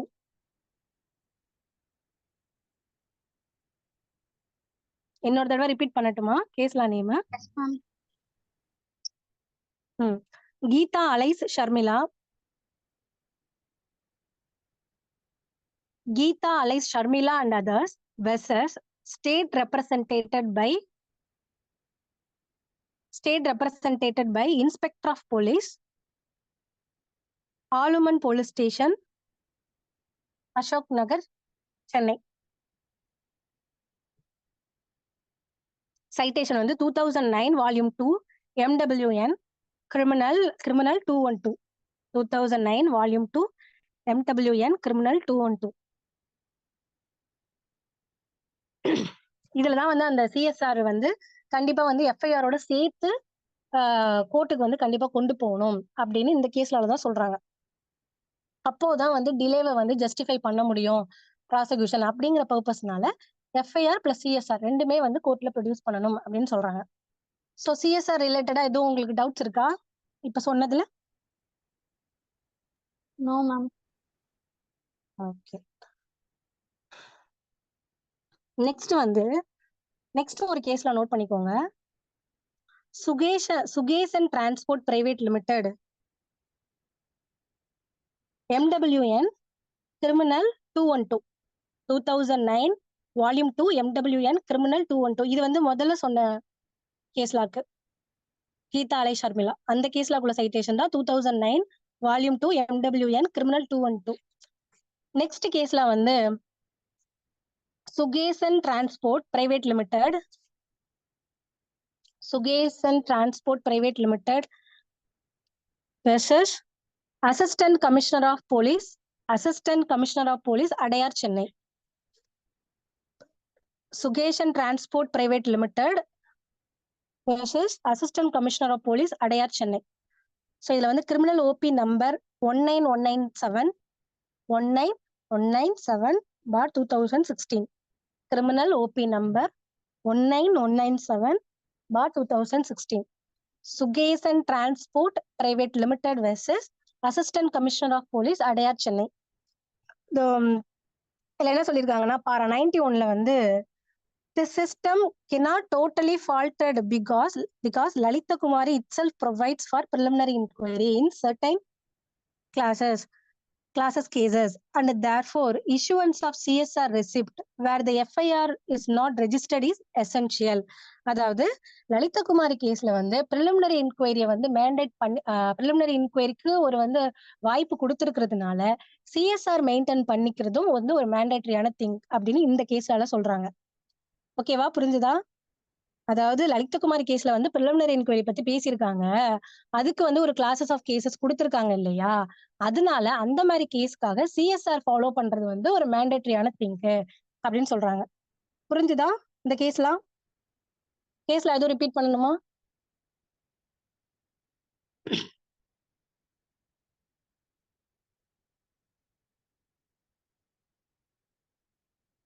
நம்ம next போலாமா, இல்ல இதுல எதுவும் doubts இருக்கா அதுவரை நம்ம பார்த்ததுல?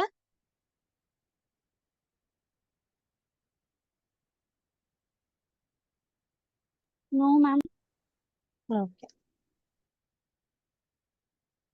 ஓகே. இப்ப வந்து என்னன்னா preliminary என்கொயரி செய்யறாங்க. செஞ்சதுக்கு அப்புறம் வந்து காக்னிசபிள் அஃபென்ஸ் மேட் அவுட் ஆகலைன்னா எஃப்ஐஆர் ரெஜிஸ்டர் செய்ய தேவை கிடையாது.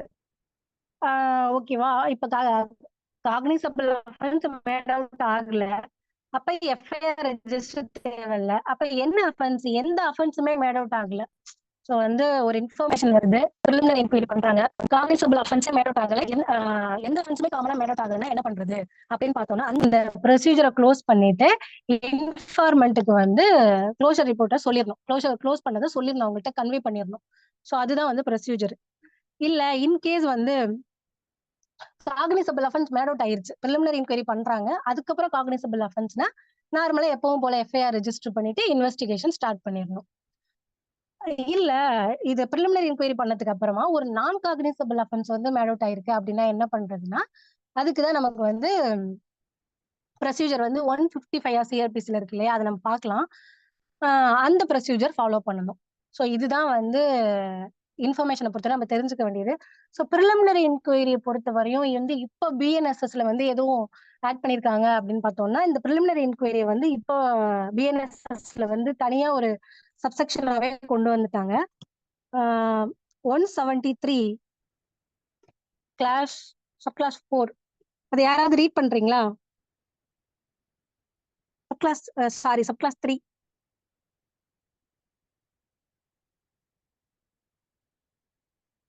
யாராவது ரீட் பண்ணா நல்லா இருக்கும்.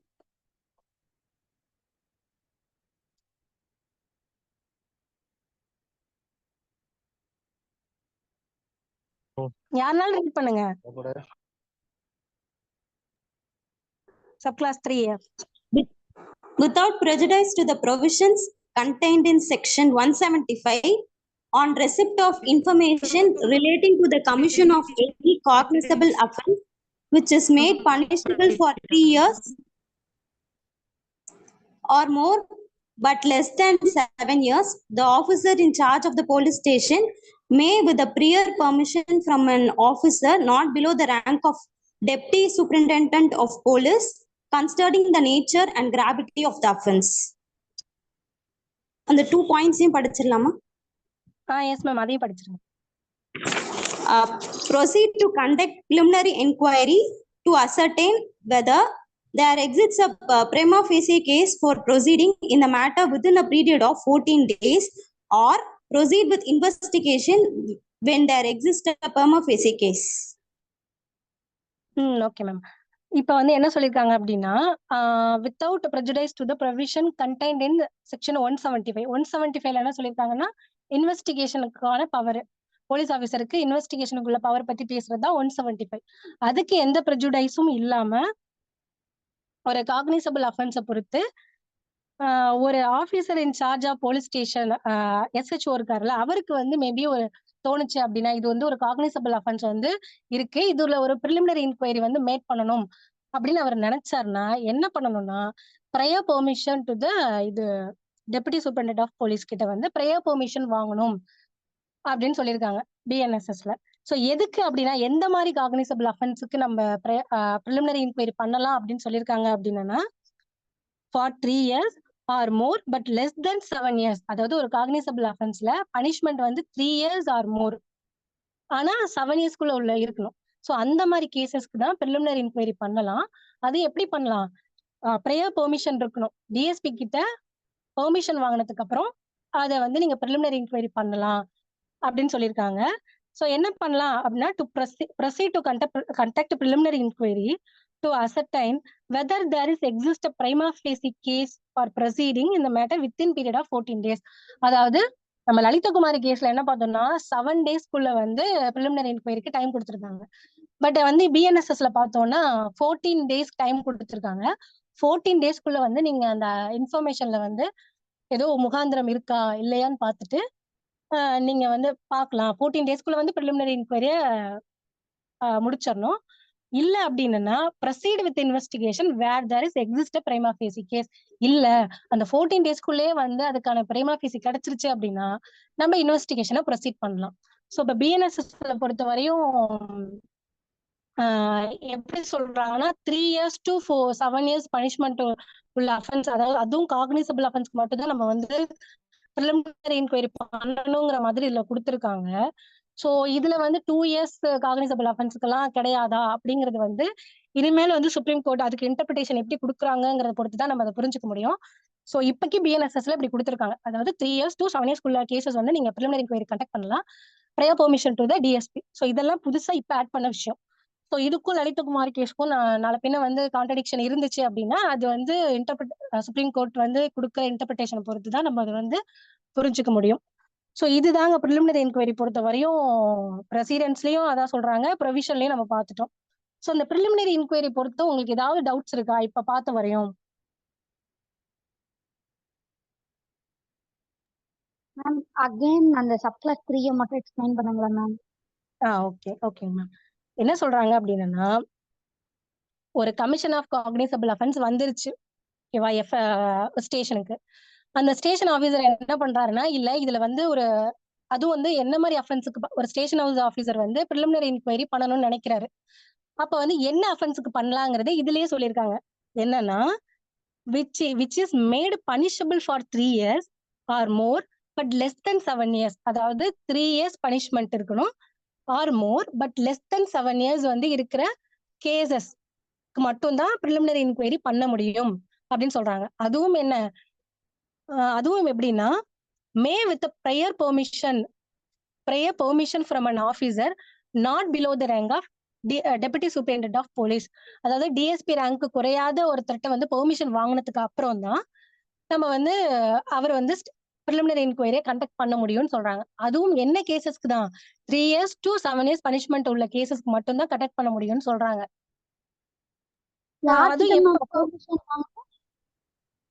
டெபுட்டி சூப்பரிண்டென்ட் ஆஃப் போலீஸ் அந்த ரேங்க்குக்கு குறையாதவங்கள்ட்ட, அது டிஎஸ்பியா இருக்கலாம், எஸ்பியா இருக்கலாம், ஸோ அந்த மாதிரி அவங்கள்ட்ட பெர்மிஷன் வாங்கிட்டு நீங்க வந்து ப்ரிலிமினரி இன்கொயரியை பண்ணலாம் அப்படின்னு சொல்றாங்க.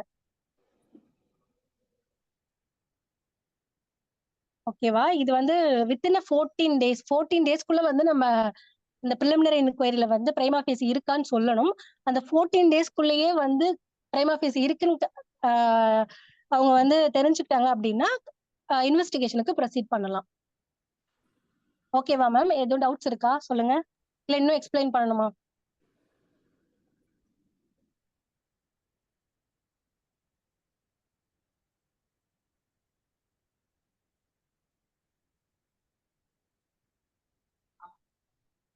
ஓகேவா மேம்? இல்ல எதுவும் டவுட்ஸ் இருக்கா? Okay ma'am, no doubts ma'am. Okay. So இவ்வளவுதான் வந்து ப்ரிலிமினரி என்கொயரி பொறுத்து நம்ம பார்க்க வேண்டியது. நெக்ஸ்ட் வந்து ஒரு நான் காக்னிசபிள் அஃபென்ஸ் வந்து மேட் அவுட் ஆயிருக்கு, அதாவது கொடுக்குற இன்ஃபர்மேஷன்லயோ இல்ல இது நம்ம முன்னாடி சொன்ன மாதிரி ப்ரிலிமினரி என்கொயரி பண்ணதுக்கு அப்புறமோ ஒரு நான் காக்னிசபிள் அஃபென்ஸ் மேட் அவுட் ஆயிருக்குன்னா என்ன ப்ரொசீஜர் அப்படிங்கறது நம்ம ஒன்ஸ் பாத்திரலாம். நம்ம 173 வந்து காக்னிசபிள் அஃபென்ஸுக்கு உள்ள ப்ரொசீஜர் எப்படி ரெஜிஸ்டர் பண்ணணுங்கிறது. இப்ப நெக்ஸ்ட் வந்து 174 என்ன சொல்றாங்கன்னா, when இதை யாராவது ரீட் பண்றீங்களா? 174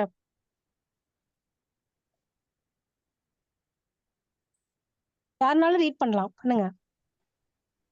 When information is given to an officer in charge of a police station of the commission within the limits of such station of a non-cognizable offense, he shall enter or cause to be entered the substance of the information in a book to be kept by such officer in such form as the state government may by rules prescribed in this behalf, and refer the informant to the magistrate, forward the daily diary report of all such cases fortnightly to the magistrate.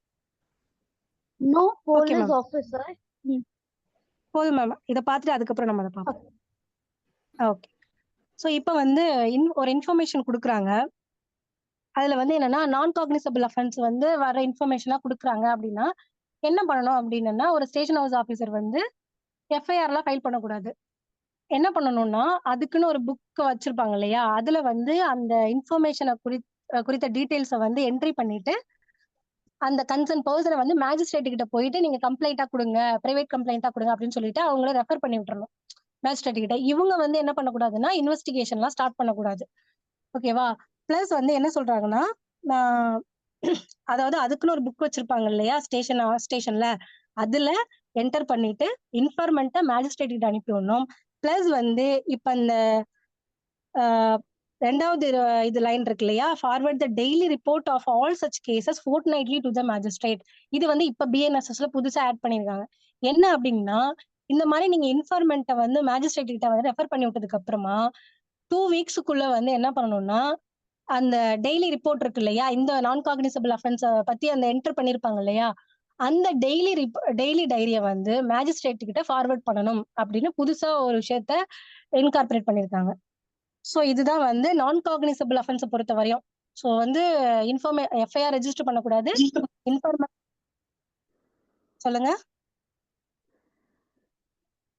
நான் cognisable அஃபென்ஸை பொறுத்த வரையும் வந்து FIR register பண்ணக்கூடாது.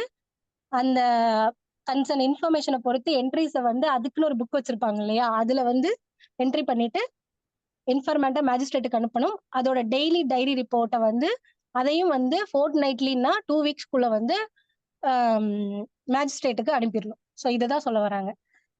Next sub clause 2 யாராவது read பண்றீங்களா?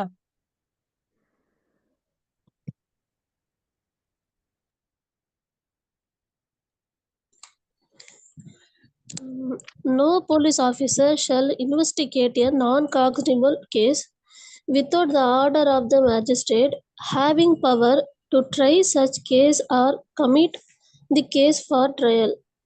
Any police officer receiving such order. இத பார்த்து நம்ம பார்க்கலாம். ஓகேவா? போலீஸ் ஆஃபீஸர் வந்து நான் காக்னிசபிள் அஃபென்ஸ் கேஸை பொறுத்த வரையும் வந்து without order of the magistrate, அதாவது நம்ம நார்மலா காக்னிசபிள் அஃபென்ஸா இருந்தா நம்ம வந்து மேஜிஸ்ட்ரேட் ஆர்டர் வாங்காமையே வந்து இன்வெஸ்டிகேஷனை ஸ்டார்ட் பண்ணிடலாம்.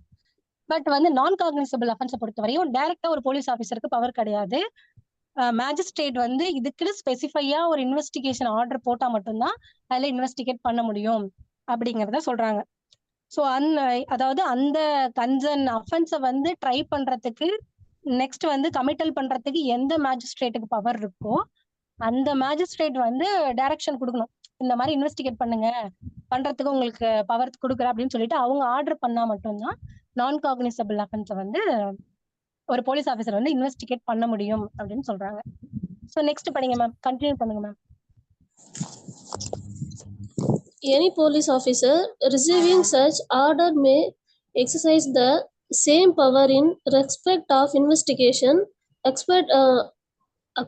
the power of to arrest without warrant, as an officer in charge of police station may exercise in the cognizable case. Okay ma'am. இப்ப வந்து போலீஸ் ஆஃபீஸர் வந்து அந்த மாதிரி ஒரு ஆர்டர் வந்து மேஜிஸ்ட்ரேட் வந்து பாஸ் பண்ணிட்டாங்க அப்படின்னா அதுக்கப்புறம் என்ன பண்ணலாம் அப்படின்னா, ஒரு காக்னிசபிள் கேஸை எப்படி இன்வெஸ்டிகேஷன் அந்த ஆஃபீஸர் பண்ணுவாரோ அதே மாதிரி வந்து நான் காக்னிசபிள் அஃபென்ஸுக்கும் பண்ணலாம். எக்ஸப்ட் ஒரு பவர் மட்டும் கிடையாது அவருக்கு. என்னன்னா, except the power to arrest without warrant. அப்பயுமே கூட வித்தவுட் வாரண்ட் வந்து அவங்களை அரெஸ்ட் பண்ண முடியாது. மேபி நீங்க காக்னிசபிள் கேஸுக்கு என்னென்னலாம் இன்வெஸ்டிகேஷன் வந்து நீங்க ஃபாலோ பண்ணுவீங்களோ அதெல்லாம் ஃபாலோ பண்ணிக்கலாம். மற்றபடி வந்து அரெஸ்ட் எல்லாம் வித்தவுட் வாரண்ட் பண்ண முடியாது அப்படின்னு சொல்றாங்க. ஸோ நெக்ஸ்ட் சப் கிளாஸ் 4 படிங்க ma'am. Where a case relate to 2 or more offense of which at last one is cognizable, the case shall be deemed to be a cognizable case, notwithstanding that the other offense non-cognizable offense. என்ன சொல்றாங்கன்னா, இப்ப வந்து ஒரு information வந்து இப்ப ஒரு கேசஸோ இல்ல வந்து ஒரு இன்ஃபர்மேஷனோ வந்து 2 or more offenses இருக்கு. அதுல வந்து ஏதாவது ஒரு காக்னிசபிள் அஃபென்ஸ் இருக்குன்னு வச்சுக்கோங்களேன். அப்ப வந்து ஒரு காக்னிசபிள் கேஸ் இருந்தாலுமே கூட மத்தது நான் காக்னிசபிளா இருந்தாலும் அந்த கேசஸ் ஃபுல்லாவே நம்ம என்ன எடுத்துக்கணும், காக்னிசபிள் அஃபென்ஸ் தான் எடுத்துக்கணும் அப்படின்னு சொல்றாங்க. ஓகேவா? இந்த செக்ஷனை பொறுத்து ஏதாவது டவுட்ஸ் இருந்தா கேளுங்க.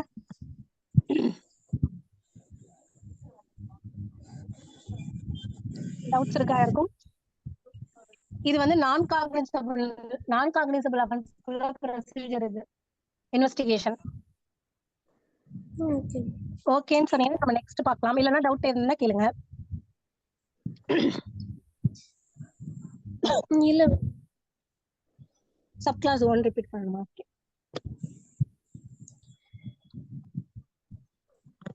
சப் கிளாஸ் 1ல என்ன சொல்றாங்கன்னா, அதுல வந்து சார் அதை வந்து விசிபிள் பண்ணுங்களேன். 174. When information is given to an officer in charge of the police station of the commission within the limit of such station of non-cognizable offense, he shall enter or cause to be entered the substance of the information in a book to be kept by such officer in such form as a state government may by rules prescribed in this behalf and refer the informant to the magistrate, forward the daily diary report of all such cases பண்ற மாதிரி ஒரு information வருது அப்படின்னா, அப்ப வந்து அந்த concern station house SHO என்ன பண்ணணும்னா, அந்த இன்ஃபர்மேஷனை பத்தி என்ட்ரியை வந்து அதுக்குன்னு ஒரு புக் வச்சிருப்பாங்க இல்லையா, அதுல வந்து என்ட்ரு பண்ணிட்டு அந்த கன்சர்ன் இன்ஃபர்மெண்ட்டை வந்து மேஜிஸ்ட்ரேட் கிட்ட ரெஃபர் பண்ணிடணும். நெக்ஸ்ட் என்ன பண்ணணும்னா, அந்த கேசஸ் பொறுத்த டெய்லி டைரி ரிப்போர்ட்ஸை வந்து ஃபோர்ட்நைட்லி 2 வீக்ஸ்க்குள்ள வந்து மேஜிஸ்ட்ரேட்டுக்கு ஃபார்வர்டும் பண்ணிடணும். ஸோ இதுதான் சொல்றாங்க. ஸோ இதுல எதுவும் டவுட் இருக்காங்க சார்? இல்ல மறுபடியும் அகைன் ரிப்பீட் பண்ணணும்னாலும் பண்றேன். இல்ல மேம், இப்பதான் நீங்க எடுத்தீங்களா மேம் இது? இல்ல டவுட் இருக்குன்னு சொன்னாங்க சாட் பாக்ஸ்ல தான். சரி மேம், சரி மேம். ஓகேவா? நம்ம நெக்ஸ்ட் போயிடலாமா? ஓகே.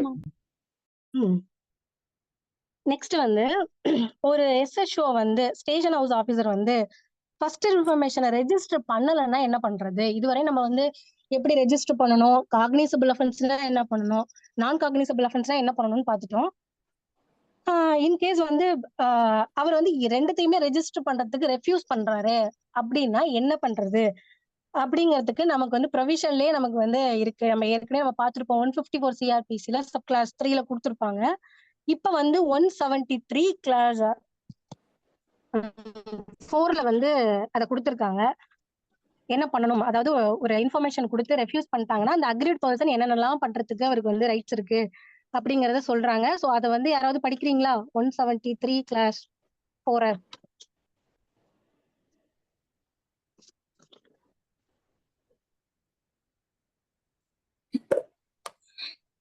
சார் அந்த 173 கொஞ்சம் விசிபிள் பண்ணுங்க sir.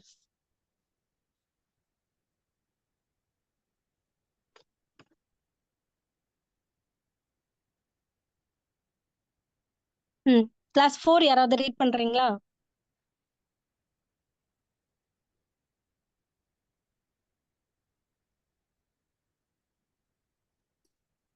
Any person aggrieved by a refusal on the part of an officer in charge of a police station to record the information referred to in subsection 1 may send the substance of such information in writing and by post to the superintendent of police concerned who is satisfied that information discloses the commission of a cognizable offense shall either investigate the case himself or direct an investigation to be made by any police officer subordinate to him in the manner provided by this Sahita, and such officer shall have all the powers of an officer in charge of the police station in relation to that offense, failing which such aggrieved person may make an application to the magistrate. Okay ma'am. So என்ன சொல்றாங்க அப்படின்னா, ஏதாவது ஒரு officer in charge of the police station வந்து இன்ஃபர்மேஷனை record பண்றதுக்கு refuse பண்றாங்க அப்படின்னா, சப்செக்ஷன் 1 பிரகாரம் வந்து அவர் ரெக்கார்ட் பண்ணல அப்படின்னா என்ன பண்ணா, may send the substance of such information in writing and by post to the superintendent of police. அதாவது நம்ம காமனா நம்ம பிராக்டிஸ்ல நம்ம பார்த்திருக்க விஷயம் தான். எஃப்ஐஆர் ரெஜிஸ்டர் பண்ணணும்னா உடனே நம்ம என்ன பண்ணுவோம்னா அதை டைப் பண்ணிட்டு அது ஆர்பிஐட்ல போட்டு எஸ்பிக்கு வந்து நம்ம ரெஜிஸ்டர் போஸ்ட் அனுப்புவோம் இல்லையா. ஸோ அந்த ப்ரொசீஜர் தான் இது. அதாவது அவங்களுக்கு அனுப்பணும். அவங்க வந்து if satisfied that such information, அவர் வந்து அந்த எஸ்பி வந்து அதை பார்த்துட்டு ஓகே இதுல வந்து ஒரு காக்னிசபிள் அஃபென்ஸ் இருக்கு அப்படின்னு அவர் சாட்டிஸ்ஃபை ஆனாரு அப்படின்னா அவரே வந்து அதை இன்வெஸ்டிகேட் பண்ணலாம். இல்லைன்னா அவரோட டைரக்ஷன் பேர்ல வந்து யார் வேணாலும் அந்த விஷயத்த அந்த அஃபென்ஸை வந்து இன்வெஸ்டிகேட் பண்ணலாம் அப்படின்னு சொல்றாங்க. ஸோ அந்த மாதிரி யாராவது ஒருத்தர் இன்னொரு எஸ்பியே பண்றாரு, இல்ல அவர் டெபியூட் பண்ற வேற ஏதோ ஒரு பர்சன் பண்றாங்க அப்படின்னா அந்த அஃபென்ஸை பொறுத்தவரையும் யாரு பண்றாங்களோ அவர் தான் அந்த அஃபென்ஸை பொறுத்தவரையும் எஸ்ஹெச்ஓவா நம்ம எடுத்துக்கணும் அப்படின்னு சொல்றாங்க. ஸோ இதுவும் பண்றீங்க. ஃபெயிலிங் தட், அதாவது அவருக்கு அதாவது அந்த எஸ்ஹெச்ஓவா எடுத்துக்குவாங்க. அந்த அஃபென்ஸை பொறுத்து அந்த ஸ்டேஷன் ஹவுஸ் ஆஃபீஸருக்கு என்னென்னலாம் பவர் இருக்குமோ அது எல்லாமே அந்த யாரு டெபியூட் பண்ணப்படுறாங்களோ அவருக்கும் அந்த பவர் இருக்கிறதா நம்ம எடுத்துக்கணும். நெக்ஸ்ட் பார்த்தோம்னா failing which such aggrieved person may make an application to the magistrate. சரி, அதுலயும் வந்து சாட்டிஸ்ஃபேக்ஷன் கிடைக்கல, எஃப்ஐஆரும் போடல, இல்ல எஃப்ஐஆர் போட்டாங்க ப்ராப்பர் இன்வெஸ்டிகேஷன் பண்ணல அப்படின்னா அந்த பர்சன் என்ன பண்ணலாம், மேஜிஸ்ட்ரேட் கிட்ட அப்ளிகேஷன் போடலாம் அப்படின்னு சொல்லியிருக்காங்க. ஸோ இந்த சிஆர்பிசில வந்து எப்படின்னா, இந்த சிஆர்பிசியை பொறுத்தவரையும் இந்த தட்டோட முடிஞ்சிடும். அதாவது powers of an officer in charge of the police station in relation to that offence அதோட முடிஞ்சிடும். இப்ப வந்து பிஎன்எஸ்எஸ்ல தான் என்ன பண்ணிருக்காங்க அப்படின்னா, failing which such aggrieved person may make an application to the magistrate. இது வந்து புதுசா இப்ப இன்கார்பரேட் பண்ணிருக்காங்க பிஎன்எஸ்எஸ்ல. ஏன் அப்படின்னா இப்ப வந்து நம்ம என்ன பண்ணிட்டு இருப்போம்னா எஸ்பிக்கும் அனுப்பிடுவோம். அனுப்பிட்டு அவரும் வந்து அதை எடுத்துக்கல அப்படின்னா காமனா வந்து 156 கிளாஸ் 3 கீழே வந்து ஒரு மேஜிஸ்ட்ரேட் கிட்ட வந்து அப்ளிகேஷன் போடுவோம். இதுதான் வந்து காமனா நம்ம பண்ணுவோம் இல்லையா. ஸோ அதனால அது எல்லாத்தையும் ப்ரொசீஜரை இது கணக்குல இது பண்ணிட்டு இதுலயே வந்து கொடுத்துட்டாங்க. ஸோ மேஜிஸ்ட்ரேட் கிட்ட நீங்க போகலாம் அப்படிங்கிறதையும் ஒரு அக்ரீட் பர்சனோட ரெமெடியா நம்ம எடுத்துக்கலாம் இதுல இருந்து. ஸோ இந்த மாதிரி சொல்றாங்க. இப்படி வந்து இருக்கும்போது இதுல வந்து ஒரு கேஸ்ல வந்து நோட் பண்ணிக்கோங்க.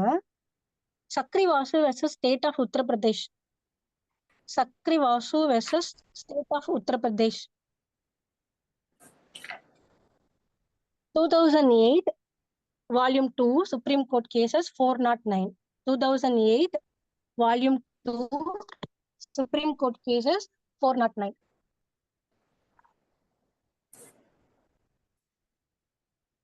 Sakiri Vasu versus state of Uttar Pradesh. இதுல என்ன சொல்றாங்க அப்படின்னா, இப்ப வந்து நீங்க வந்து ஃபர்ஸ்ட் வந்து எஃப்ஐஆர் போட ரெஃப்யூஸ் பண்றாரு, எஸ்பி கிட்ட போயிட்டீங்க, அவரும் வந்து இன்வெஸ்டிகேட் பண்ணல. நெக்ஸ்ட் வந்து எங்க போகணும், அதாவது 156 கிளாஸ் 3 கீழே நம்ம எப்பயும் மேஜிஸ்ட்ரேட் கிட்ட போவோம் இல்லையா, அந்த மாதிரி போறீங்க. போகும்போது என்னென்ன பவர்ஸ் எல்லாம் மேஜிஸ்ட்ரேட் கிட்ட இருக்கு அப்படிங்கறத இந்த கேஸ்ல வந்து சொல்றாங்க.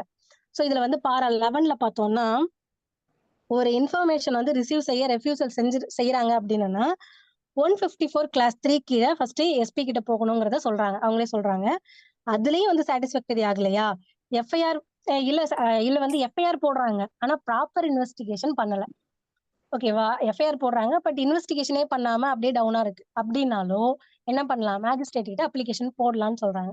ஸோ அந்த மாதிரி ஒரு அப்ளிகேஷன் போடும்பொழுது ஒரு மேஜிஸ்ட்ரேட் என்ன பண்ணலாம் அப்படின்னு பார்த்தோம்னா, அவருக்கு என்ன பவர் இருக்கு ஒரு மேஜிஸ்ட்ரேட்டுக்கு அப்படின்னா, ஒண்ணு எஃப்ஐஆரே போடாமே வச்சிருக்காங்க அப்படின்னா எஃப்ஐஆருக்கு டைரக்ஷன் கொடுக்கலாம் ஒரு விஷயம்.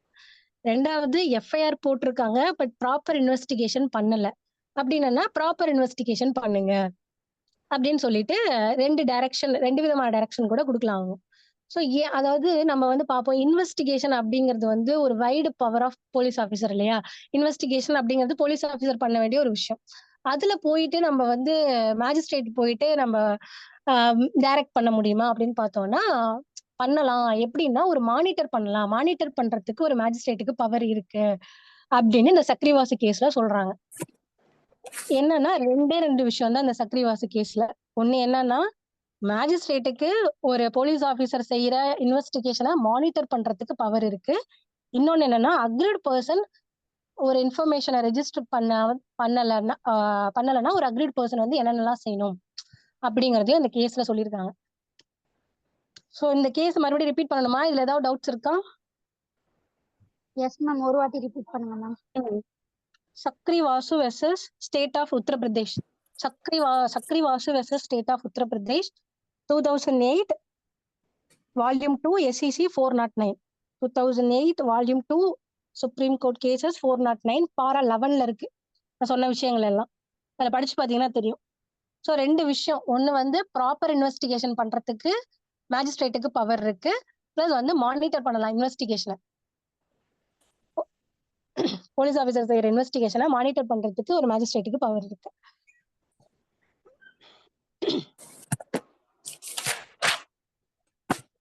நெக்ஸ்ட் பார்த்தோம்னா இந்த மாதிரி நம்ம வந்து மேஜிஸ்ட்ரேட் கிட்ட வந்து அப்ளிகேஷன் போடலாம் அப்படிலாம் சொல்றோம். அதுக்குன்னு ஒரு ஃபார்மேட் இருக்கா அப்படின்னு பார்த்தோம்னா அதுக்கு வந்து பிரியங்கா ஸ்ரீவத்சவா இந்த கேஸ்ல நோட் பண்ணிக்கோங்க. Priyanka Srivastava and another versus state of Uttar Pradesh. Priyanka Srivastava and another versus state of Uttar Pradesh 2015 volume 6 supreme court cases 287. 2015 volume 6 supreme court cases 287. என்ன சொல்றாங்க அப்படின்னா, ஒரு பெட்டிஷன் போடுறீங்க 156 கிளாஸ் 3 கீழே. அந்த பெட்டிஷன் போடும் பொழுது என்னென்னலாம் பண்ணணும்? ஒரு அப்ளிகேஷன் போடுறோம்னா அது வந்து அஃபிடவிட்டோட சப்போர்ட்டட் பை அஃபிடவிட் இருக்கணும் அப்படின்னு சொல்றாங்க. ஒரு அப்ளிகேஷன் மட்டும் நம்ம போட்டு வர முடியாது. ஏன் அப்படின்னா ஒருத்தர் மேல வந்து நடவடிக்கை எடுக்க சொல்லி எஃப்ஐஆர் ஃபைல் பண்ண சொல்லி நம்ம போடுறோம் அந்த அப்ளிகேஷனை. ஸோ ஆக்சுவலா அப்படி போடும்பொழுது நிறைய விஷயங்கள் வந்து வாண்டன்லியா பண்றதுக்கு வாய்ப்பு இருக்கு. ஒருத்தர் மேல வந்து வெஞ்சன்ஸ் வச்சுட்டு மேபி வந்து இந்த எஃப்ஐஆர் டைரக்ஷனை கேட்கலாம் இல்லையா? ஸோ அதனால அந்த கம்ப்ளைண்ட் வந்து ஒரு அஃபிடவிட்டோட போடுங்க. அதாவது ஃபர்ஸ்ட் பர்சன்ல போடுங்க. நான் எனக்கு தெரிஞ்சு என்ன இந்த மாதிரி அஃபெக்ட் பண்ணுச்சு அந்த மாதிரின்னு ஒரு ஃபர்ஸ்ட் பர்சன்ல வந்து சொல்லி போடுங்க. பிளஸ் வெரிஃபிகேஷன் காலமும் அதுல இருக்கணும் அப்படின்னு சொல்றாங்க. ஏன் அந்த மாதிரி அஃபிடவிட் வைக்கிறாங்க அப்படின்னா, நாளைக்கு வந்து ஒரு மேஜிஸ்ட்ரேட் வந்தோ இல்ல ஒரு ஜட்ஜ் வந்து பாக்குறாரு, இது வந்து ஃபால்ஸ் இன்ஃபர்மேஷனு ஃபால்ஸ் கம்ப்ளைண்டா இருக்கு அப்படின்னா அந்த கன்சர்ன் பர்சன் மேல வந்து ஃபால்ஸ் வான் சொன்னதுக்காக நடவடிக்கை எடுக்கலாம்ல. ஸோ அதனாலதான் அஃபிடவிட் வச்சு அந்த அப்ளிகேஷனை போட சொல்றாங்க. ஸோ அது வந்து இந்த கேஸ்ல தான் ஃபர்ஸ்ட் சொல்றாங்க. என்ன கேஸ்னா மறுபடியும் ரிப்பீட் பண்றேன். Priyanka Srivastava and another versus state of Uttar Pradesh. Priyanka Srivastava versus state of Uttar Pradesh 2015 volume 6 supreme court cases 287. So வந்து அதனாலதான் அஃபிடவிட் வச்சு போடுங்க அப்படின்னு சொல்றாங்க. ஸோ இப்ப வந்து இதுல வந்து நம்ம சொல்றோம் இந்த மாதிரி அஃபிடவிட் வச்சு 156 கிளாஸ் 3ல போடணும் அப்படின்னு சொல்லிட்டு. இது வந்து சிஆர்பிசில வந்து 156 கிளாஸ் 3ல இருக்கு. இப்ப கரண்ட் பிஎன்எஸ்எஸ்ல வந்து என்ன இருக்கு, அதாவது எதுல சொல்லியிருக்காங்க அப்படின்னு பார்த்தோம்னா 175 செக்ஷன்ல வந்து செக்ஷன் 175 சார் செக்ஷன் 175 கொஞ்சம் விசிபிள் பண்ணுங்க சார்.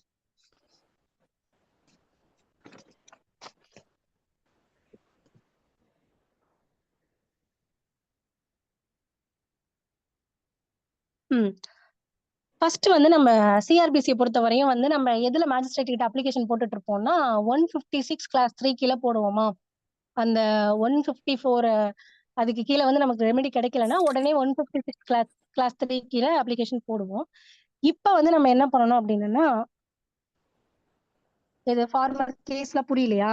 ஓகே என்னன்னா Priyanka Srivastava and another versus state of UP என்ன சொல்றாங்க அப்படின்னா, இப்ப வந்து நீங்க சிஆர்பிசி கீழே வந்து அப்ளிகேஷன் போடலாம் அப்படின்னு ஒரு ரைட் இருக்குன்னு நம்ம சொல்லிட்டோம் இல்லையா? சொல்றீங்க இப்படிலாம் அப்ளிகேஷன் போடலாம்னு சொல்றீங்க. அந்த அப்ளிகேஷன் எப்படி எந்த ஃபார்மேட்ல போடணுங்கிறத வந்து இந்த கேஸ்ல தான் வந்து சொல்றாங்க. எப்படி இருக்கணும் அந்த அப்ளிகேஷன் அப்படின்னா, ஒரு சப்போர்ட்டட் பை அஃபிடவிட் வச்சிருக்கணும். ஒரு அப்ளிகேஷன் போட்டுட்டு பிளஸ் வந்து அது சப்போர்ட் பண்ற மாதிரி ஒரு அஃபிடவிட் வைக்கணும். அந்த அஃபிடவிட் எப்படி இருக்கணும்னா ஃபர்ஸ்ட் பர்சன்ல இருக்கணும். அதாவது எனக்காக என் மீது இந்த மாதிரி பண்ணாங்க, எனக்கு நான் பாதிக்கப்பட்டிருக்கேன் அப்படின்ட்டு ஃபர்ஸ்ட் பர்சன்ல எழுதி அந்த கன்சர்ன் அக்ரீட் பர்சன் தான் அதுல ஃபர்ஸ்ட் பர்சன்ல எழுதி அஃபிடவிட்டோட ஃபைல் பண்ணணும் அப்படின்னு சொல்றாங்க. ஏன் இந்த அஃபிடவிட் ப்ரொசீஜர் வைக்கிறாங்க அப்படின்னா, நாளைக்கு வந்து மேபி வந்து இந்த எஃப்ஐஆர் வந்து எல்லா விஷயத்தையும் எக்ஸாஸ்ட் பண்ணிட்டு லாஸ்ட்ல நம்ம மேஜிஸ்ட்ரேட் போயிட்டு கேட்கிறோம். ஸோ அப்படியெல்லாம் வந்து ரெஃப்யூஸ் பண்ணப்பட்ட ஒரு விஷயத்த டைரக்ட் நாளைக்கு கொடுக்குறாங்க அப்படின்னா, எஃப்ஐஆர் ஃபைல் பண்ணுங்கன்னு கொடுக்குறாங்கன்னா, நம்ம பிரைவேட் வெஞ்சன்ஸா கூட போடுறதுக்கு வாய்ப்பு இருக்கு இல்லையா? ஒரு பர்சன் மேல வேணும்னே வந்து எஃப்ஐஆர் போடணும் அப்படின்னு சொல்லிட்டு கூட நம்ம அதை பண்றதுக்கு வாய்ப்பு இருக்கு சில சமயங்கள்ல. ஸோ அதனால என்ன பண்ணுங்க, நீங்க போடுறதுதான் போடுறீங்க, பிளஸ் அஃபிடவிட்டோட போடுங்க. நான் ஏன் அஃபிடவிட்டோட போடுறாங்க அப்படின்னா, நாளைக்கு வந்து அந்த இன்ஃபர்மேஷன் பொய், இது வந்து ஃபால்ஸ் ஸ்டேட்மெண்ட்டா இருக்கு அப்படின்னு ப்ரெசைடிங் ஆஃபீஸருக்கு தெரிஞ்சிச்சு அப்படின்னா, ஃபால்ஸ் ஸ்வான் சொன்னதுக்காக அவங்க மேல நடவடிக்கை எடுக்கலாம்ல. சோ அதனாலதான் வந்து அஃபிடவிட்டோட போட சொல்றாங்க. அதாவது 156 கிளாஸ் 3 அப்ளிகேஷனை வந்து சப்போர்ட்டட் பை அஃபிடவிட் தான் போடணும் அப்படிங்கறத இந்த கேஸ்லால வந்து மேண்டேட் பண்றாங்க. ஓகேவா மேம்? Okay ma'am. ஓகே. இப்ப வந்து இதுல வந்து நம்ம சரி இப்ப 156ல தான் நம்ம இதுவரையும் நம்ம சிஆர்பிஸ்ல போட்டுட்டு இருந்தோம். இப்ப பிஎன்எஸ்எஸ்ல எதுல கொடுத்திருக்காங்க அப்படின்னா 175 கிளாஸ் 3ல தான் அதுக்கான ப்ரொசீஜர் இருக்கு. ஓகேவா? நாமினலா பார்த்தோம்னா 173 கிளாஸ் 4லயே வந்து மேஜிஸ்ட்ரேட் கிட்ட நீங்க போகலாங்கிறதையும் இன்கார்பரேட்டா சொல்லிட்டாங்க. பட் அதற்கான ப்ரொசீஜர் எங்க இருக்கு? 175 கிளாஸ் 3ல தான் இருக்கு. சோ அதனால அதை யாராவது ஒருத்தவங்க ரீட் பண்றீங்களா? அதையும் நம்ம பார்த்துட்டோம்னா ஈஸியா இருக்கும்.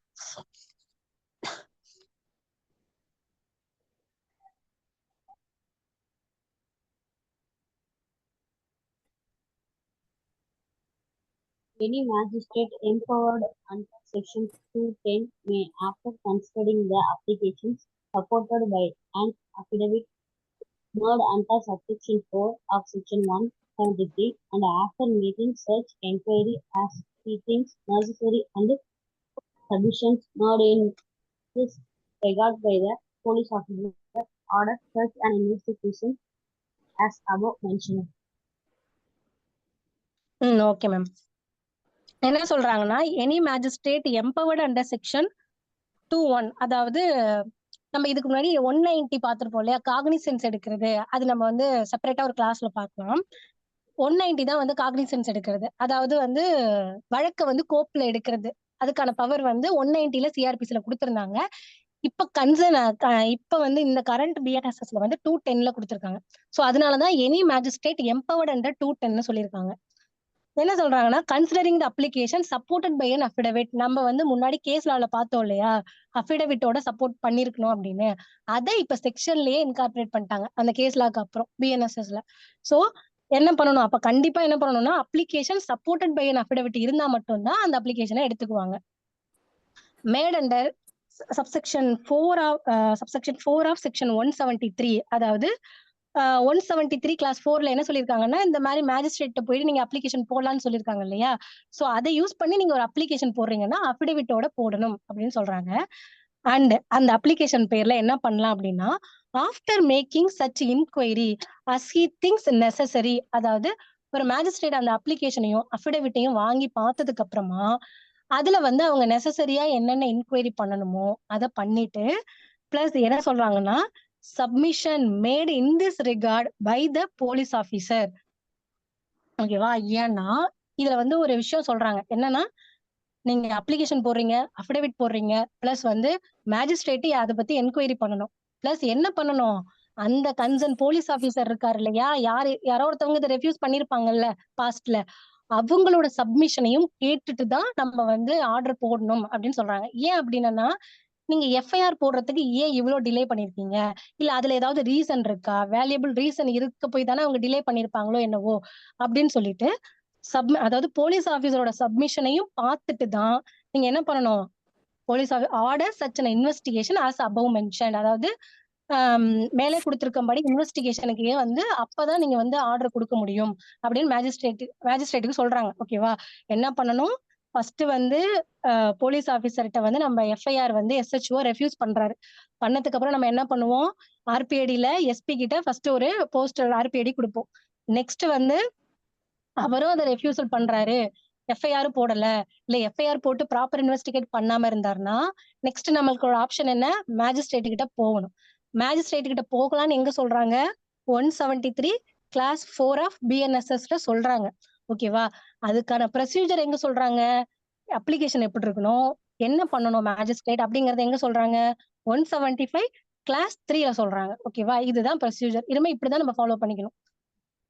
அவங்க என்ன பண்ணணும் அப்படின்னா மேஜிஸ்ட்ரேட் வந்து அப்ளிகேஷன் பிளஸ் அஃபிடவிட்டை வாங்கிக்கிட்டு நெசசரி இன்கொயரி பண்ணணும். ஓகே, இதுல வந்து படிச்சு பார்த்துட்டு இதுல கரெக்டா இருக்கா, என்ன அஃபென்ஸ் மெரிட் ஆகுதுன்னு பார்த்துட்டு பிளஸ் என்ன பண்ணணும், கன்சர்ன் எஸ்ஹெச்ஓ எப்பயோ ஒருத்தர் ரெஃப்யூஸ் பண்ணிருக்காரு இல்லையா, அந்த ஆபீசர்ட்டையும் ஒரு சப்மிஷன் கேட்கணும். ஏன் இதை ரெஃப்யூஸ் பண்ணிருக்கீங்க, என்ன ரீசன்னால அப்படின்னு.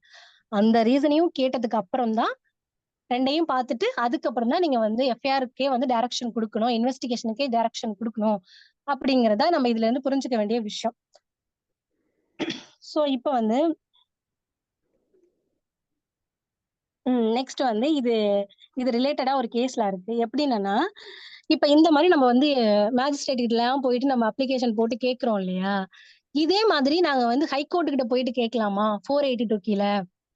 நாங்க இவங்கள்ட்ட எல்லாம் இந்த ரெமடி எல்லாம் எக்ஸாஸ்ட் பண்ணாமே நான் போய் வந்து ஹைகோர்ட் கிட்ட போயிட்டு 482 கீழே வந்து நீதியின் நலனை காப்பதற்காக அப்படிங்கிற மாதிரி என்ஸ் ஆஃப் த ஜஸ்டிஸ் பேர்ல வந்து நான் போய் அப்ளிகேஷன் போட்டு கேட்க முடியுமா, எஃப்ஐஆர் போடுங்கன்னா?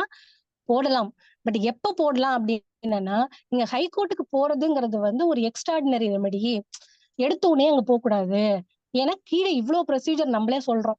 ஃபர்ஸ்ட் எஸ்ஹெச்ஓ கிட்ட போனோம், அதுக்கப்புறம் எஸ்பி கிட்ட போனோம், அவரும் ரெஃப்யூசல் பண்ணிட்டா, அதுக்கப்புறம் மேஜிஸ்ட்ரேட்ட போங்க அப்படின்னு நிறைய ப்ரொசீஜர் வச்சிருக்கும் போது இதை எக்ஸாஸ்ட் பண்ணதுக்கு அப்புறம் தான் நீங்க ஹைகோர்ட்டுக்கே போக முடியும் அப்படின்னு சொல்றாங்க.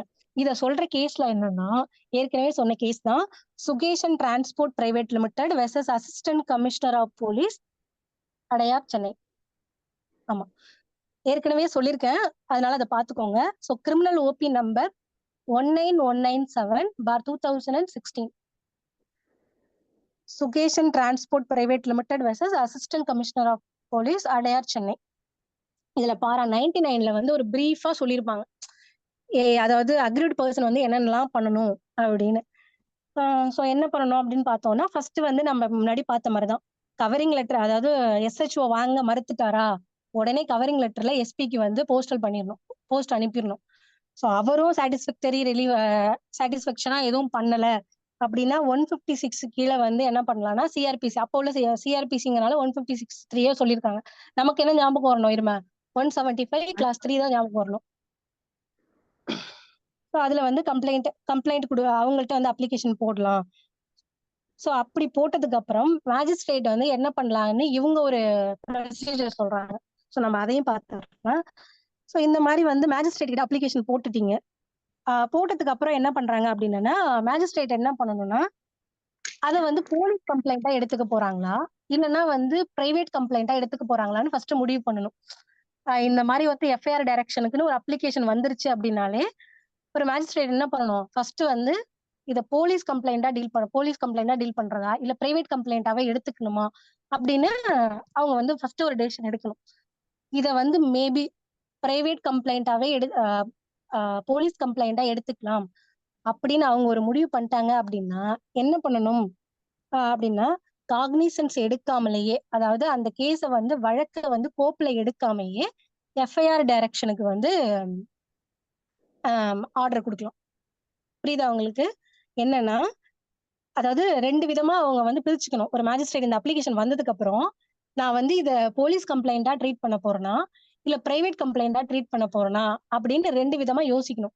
சோ இவங்க வந்து போலீஸ் கம்ப்ளைண்டா அதை எடுத்துக்கலாமே அப்படின்னு யோசிச்சா அவங்க என்ன பண்ணணும், காக்னிசன்ஸ் எடுக்காமலேயே, அந்த வழக்குல மேல் நடவடிக்கை எதுவும் எடுக்காமலேயே என்ன பண்ணலாம், போலீஸ போய் எஃப்ஐஆர் போடுங்க, எஃப்ஐஆர் போட்டு இன்வெஸ்டிகேஷன் ஸ்டார்ட் பண்ணுங்கன்னு சொல்லி எஃப்ஐஆர் டைரக்ஷன் கொடுத்துடலாம். இது ஒரு ஆப்ஷன். ஓகேவா? இன்னொன்னு என்ன சொல்றாங்கன்னா, பிரைவேட் கம்ப்ளைண்டா எடுக்க போறாங்க அப்படின்னா அதுக்குன்னு தனி ப்ரொசீஜர் இருக்கு இல்லையா. பிரைவேட் கம்ப்ளைண்ட்னா 200 சிஆர்பிசி நம்ம பார்த்திருப்போம். அதுல ஒரு ட்ரையல் ப்ரொசீஜர் இருக்கு இல்லையா, 202 என்கொயரி அந்த மாதிரி போகும் இல்லையா. அதுல நீங்க மேபி வந்து அந்த மாதிரி கண்டக்ட் பண்றதுக்கும் உங்களுக்கு ரைட்ஸ் இருக்கு, பவர் இருக்கு ஒரு மேஜிஸ்ட்ரேட்டுக்கு. சோ அதான் சொல்றாங்க. சரி, இப்ப இந்த சொன்ன விஷயம் புரியுதா உங்களுக்கு, இல்ல இதுல ஏதாவது டவுட்ஸ் இருக்கா? மேம் அகைன் ஒரு வாட்டி போலீஸ் கம்ப்ளைண்டா எடுத்துக்கிட்டாங்கன்னா என்ன பண்ணணும்? சொல்றேன். இப்ப என்னன்னா ஃபர்ஸ்ட் வந்து நம்ம எல்லா விஷயத்தையும் எஸ்பி கிட்ட எல்லாம் போயிட்டு என்ன பண்ணுவோம்னா மேஜிஸ்ட்ரேட் கிட்ட அப்ளிகேஷன் போடுவோமா, அப்ளிகேஷன் பிளஸ் அஃபிடவிட் எல்லாம் பண்ணி போட்டதுக்கு அப்புறம் இந்த மேஜிஸ்ட்ரேட் என்ன பண்ணணும்னா, ஓகே இப்படிலாம் இருக்கு, இதை வந்து என்ன பண்ணலாம், போலீஸ் கம்ப்ளைண்டா ட்ரீட் பண்றதா இல்ல வந்து பிரைவேட் கம்ப்ளைண்டா ட்ரீட் பண்றதா அப்படின்னு பாக்கணும். ஸோ இன்கேஸ் அது போலீஸ் கம்ப்ளைண்டா நம்ம எடுத்துக்கலாம். ஏன்னா அந்த வழக்குல வந்து இன்வெஸ்டிகேஷன் பண்ணணும். ஸோ இன்வெஸ்டிகேஷன் கொஞ்சம் பண்ணலாம் நல்லா இருக்கும் அப்படின்னு அவங்க நினைச்சாங்கன்னா, காக்னிசன்ஸ் எடுக்காமலேயே, அதாவது அந்த வழக்குல வந்து அந்த அப்ளிகேஷன் மேல வேற எந்த வழக்காகவும் அவங்க மாற்றக்கூடாது. வழக்குல மேல் நடவடிக்கை எடுக்காமலேயே என்ன பண்ணணும்னா, எஃப்ஐஆருக்கு டைரக்ஷன் கொடுக்கலாம். நீங்க போட்டு எஃப்ஐஆர் போடுங்க, இன்வெஸ்டிகேஷன் பண்ணுங்க, ரிப்போர்ட் ஃபைல் பண்ணுங்க. அதுக்கப்புறம் நான் அத வந்து போலீஸ் ரிப்போர்ட்டா எடுத்து ட்ரையல் கொண்டு போறதா இருந்தா கொண்டு போறேன். அப்படின்னு முடிவுக்கு வந்துட்டாங்கன்னா, எஃப்ஐஆருக்கு டைரக்ஷன் குடுத்துறணும். ஓகேவா? போலீஸ் கம்ப்ளைண்ட் உங்களுக்கு புரியுதா மேம்? Yes ma'am. ஆ. இன் கேஸ் இந்த இடத்துல வந்து இத பிரைவேட் கம்ப்ளைண்டா எடுத்துக்க போறாங்க அப்படின்னா, அப்ப என்ன பண்ணணும்னா, பிரைவேட் கம்ப்ளைண்ட்க்கு தான் ப்ரொசீஜர் இருக்குல்ல நமக்கு. செக் கேஸ் பார்த்திருக்கோம். பிரைவேட் கம்ப்ளைண்ட்க்குன்னு தனி ப்ரொசீஜர் இருக்கு இல்லையா? 200 சிஆர்பிசி, 202 என்குயரிலாம் நம்ம சப்சிக்வென்ட் செஷன்ல பார்க்கலாம். ஸோ அதுக்குன்னு ட்ரையல் ப்ரொசீஜர் இருக்கு. அப்ப என்ன பண்ணணும்னா, காக்னிசன்ஸ் எடுத்து ட்ரையலாவே கண்டக்ட் பண்ணிட்டு போகலாம். ஓகேவா? 2 ஆப்ஷன் தான் மேஜிஸ்ட்ரேட்டுக்கு இதுல. ஓகேவா? ஒண்ணு காக்னிசன்ஸ் எடுக்கிறதுக்கு முன்னாடி எஃப்ஐஆருக்கு டைரக்ஷன் குடுக்கலாம். இல்லையா அந்த அப்ளிகேஷனே கம்ப்ளைண்ட்டா எடுத்துக்கிட்டு ட்ரையல் ஸ்டார்ட் பண்ணிடலாம். இவ்வளவுதான்.